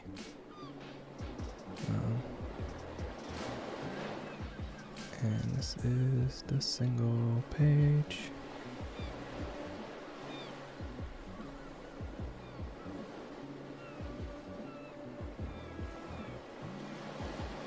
Where is it? There it is. Procreate has these helpful little lines that show up when you have the snapping features turned on that show you the exact middle of your canvas in both directions. So to make a comic, since it's all square, you just make sure it's on uniform, and you can snap these to the middle line and it'll be exactly the size it needs to be to make a comic out of. And then on top of that, I usually do... I didn't have the drawing guide on that whole time. That's kind of surprising to me. I'll do a separate layer, oops, that I make sure is locked to the vertical and horizontal axis like this.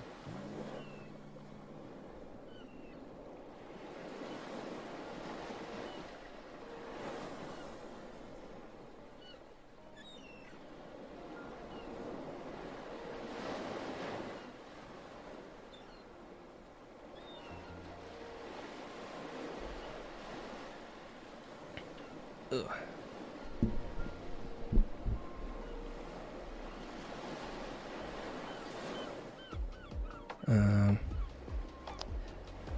So actually,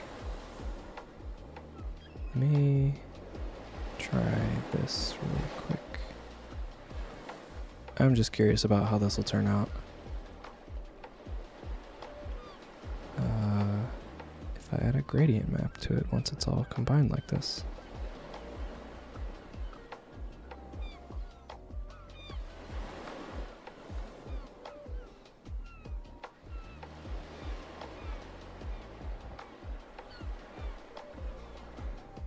I may not keep that. Where's that other one that I usually use?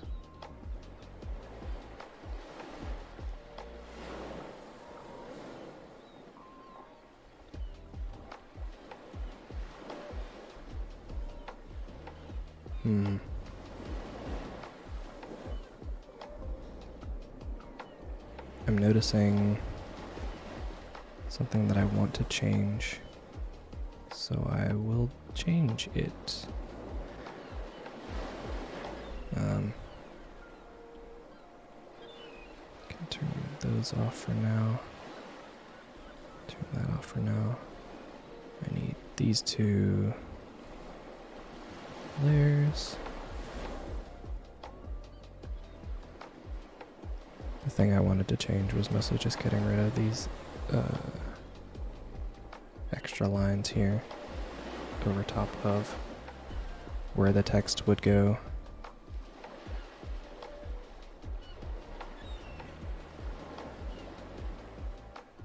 And I'll just let the shadows kind of convey the unevenness of the paper for me. So that way the text is slightly more legible.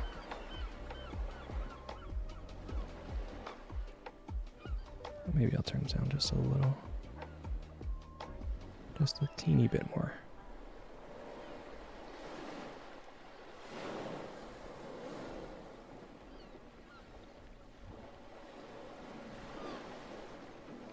Which means I need to add all this stuff again. Get rid of that. Put this up here.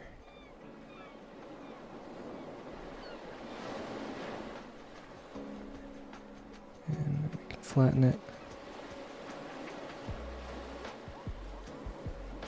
And put it up here. And again, I'm going to do that here.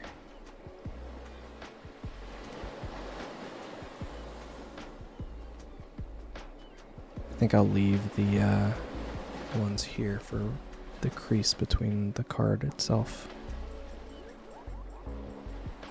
to sort of denote that as a more dramatic fold, I guess, like a more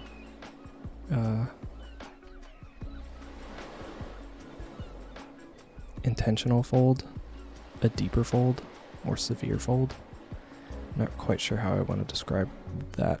I'm not finding the word. But you guys know what I mean.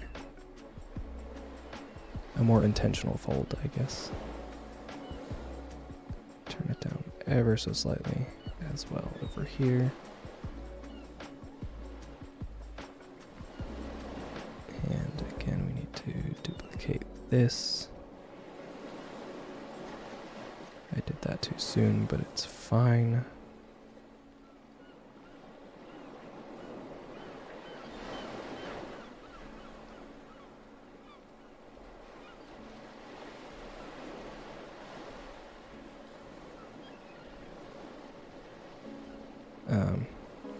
But this is why I usually try to do everything in parts in this way, so that if I decide later on that I want to make a change like that, I don't have to deal with too much of a terrible hassle in order to change it. I can just adjust it on the specific layers that need adjusting, rather than being like, oh no, now I have to redraw the whole thing because I merged everything all at once like some sort of buffoon. Because that sort of thing has happened to me many times. So at a certain point you're just like, alright, I'm just gonna stop. Stop being a big dum-dum.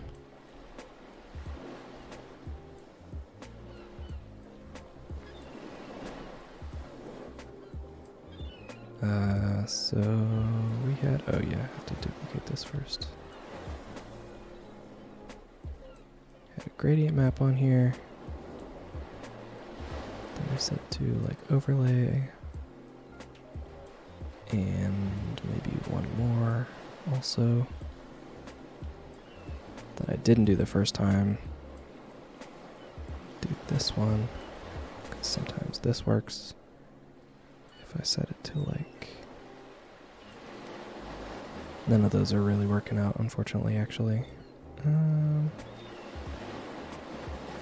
Sometimes setting this one to like soft light and then turning it up a little bit can kind of help like darken your darks a little more. Get that little added contrast in there, but it's fine. But yeah, I think that's it.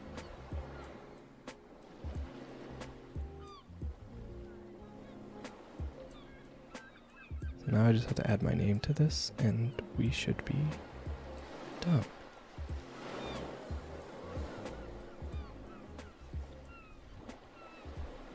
Tank's idea of romance.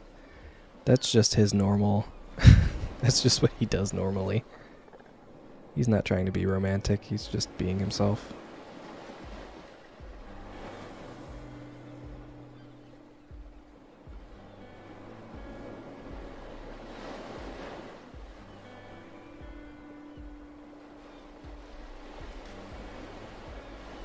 Make this a little smaller.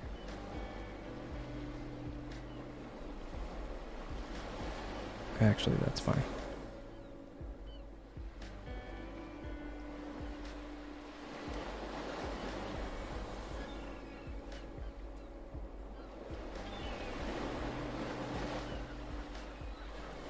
Flatten that out.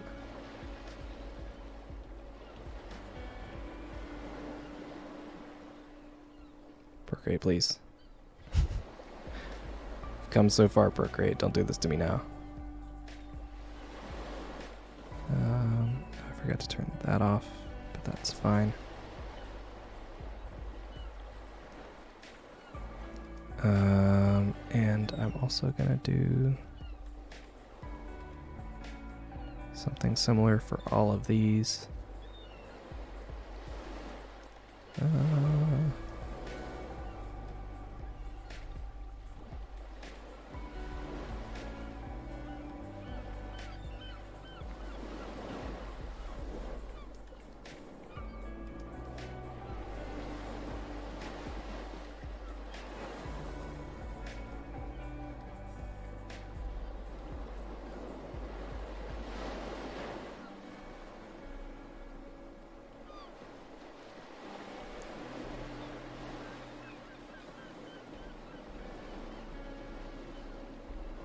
And I think I'm just gonna...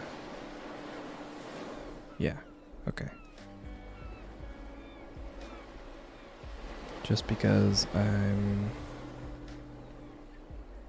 gonna sign my name on all these, since they're all gonna be separate images in the end. They get posted on Instagram.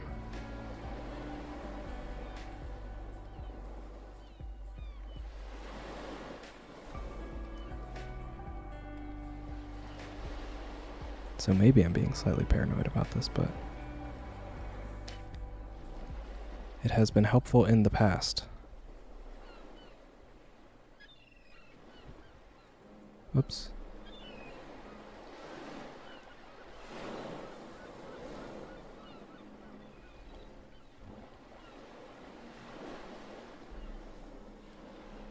And unfortunately that means I'm required to do it now.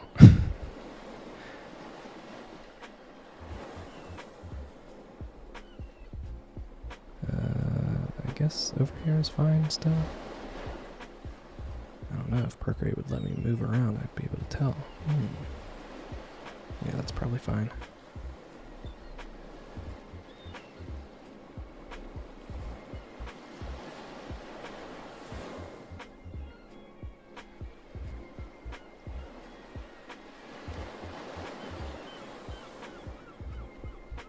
Huzzah!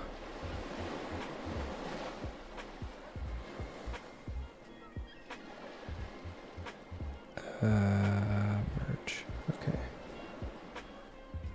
Now we can just go and erase one pixel from each.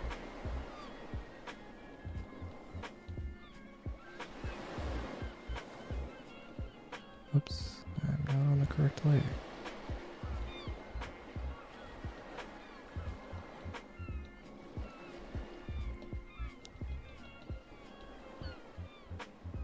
So all those plus this should all, yep, they all have the same one missing, which means we're done. Oh. Well, that was a time. I'm glad I don't have to worry about that midnight deadline anymore. Because that was a little longer than usual. But I started slightly late, so, I mean, I guess it evens out. Let's turn that replay on. So yeah, that's where we're gonna call this one, I think. Thank you all for joining me for this lovely Valentine's Day stream. I hope you all had a wonderful time, or whatever. I'm gonna, you know, post this on the interwebs later. By which I mean probably like within the next 10-15 minutes or so. So if you want to see it when it's done, as always, you can find me on Twitter and Instagram with the same name as here, if you're not already following me there. I forgot about that need tutorial we did. That's funny.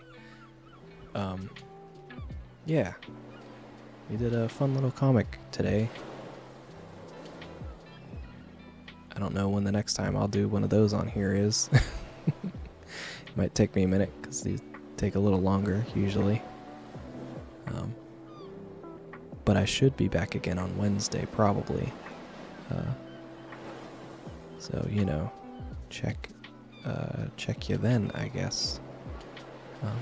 But in the meantime, I hope everybody has a wonderful week. Go out and do something really cool for someone. Just because. And I bet it'll be really fun and something really awesome that will impact your day in a delightful way or something, maybe. But, yeah. I was gonna wait for this time lapse to finish, but it's quite long because we were drawing for quite a long time. Usually they wrap up at around 2 minutes or so. But in drawings like this, it's quite long, which means I'll have to shorten it quite a bit. Usually, I would show this part on stream, but in order to do it, I kind of have to share the video, and when I do that on my iPad, it also shows do you want to text it to someone? And then it shows a bunch of people's phone numbers, so I don't want to dox anybody I know. But usually when the time lapse is this long, I open it in iMovie and then just speed up the time lapse even more. If anyone's wondering what those additional steps are that happen after the stream ends, that's pretty much it. I do that until it gets under a minute, and then I post it on Instagram. But yeah, that's enough of me rambling.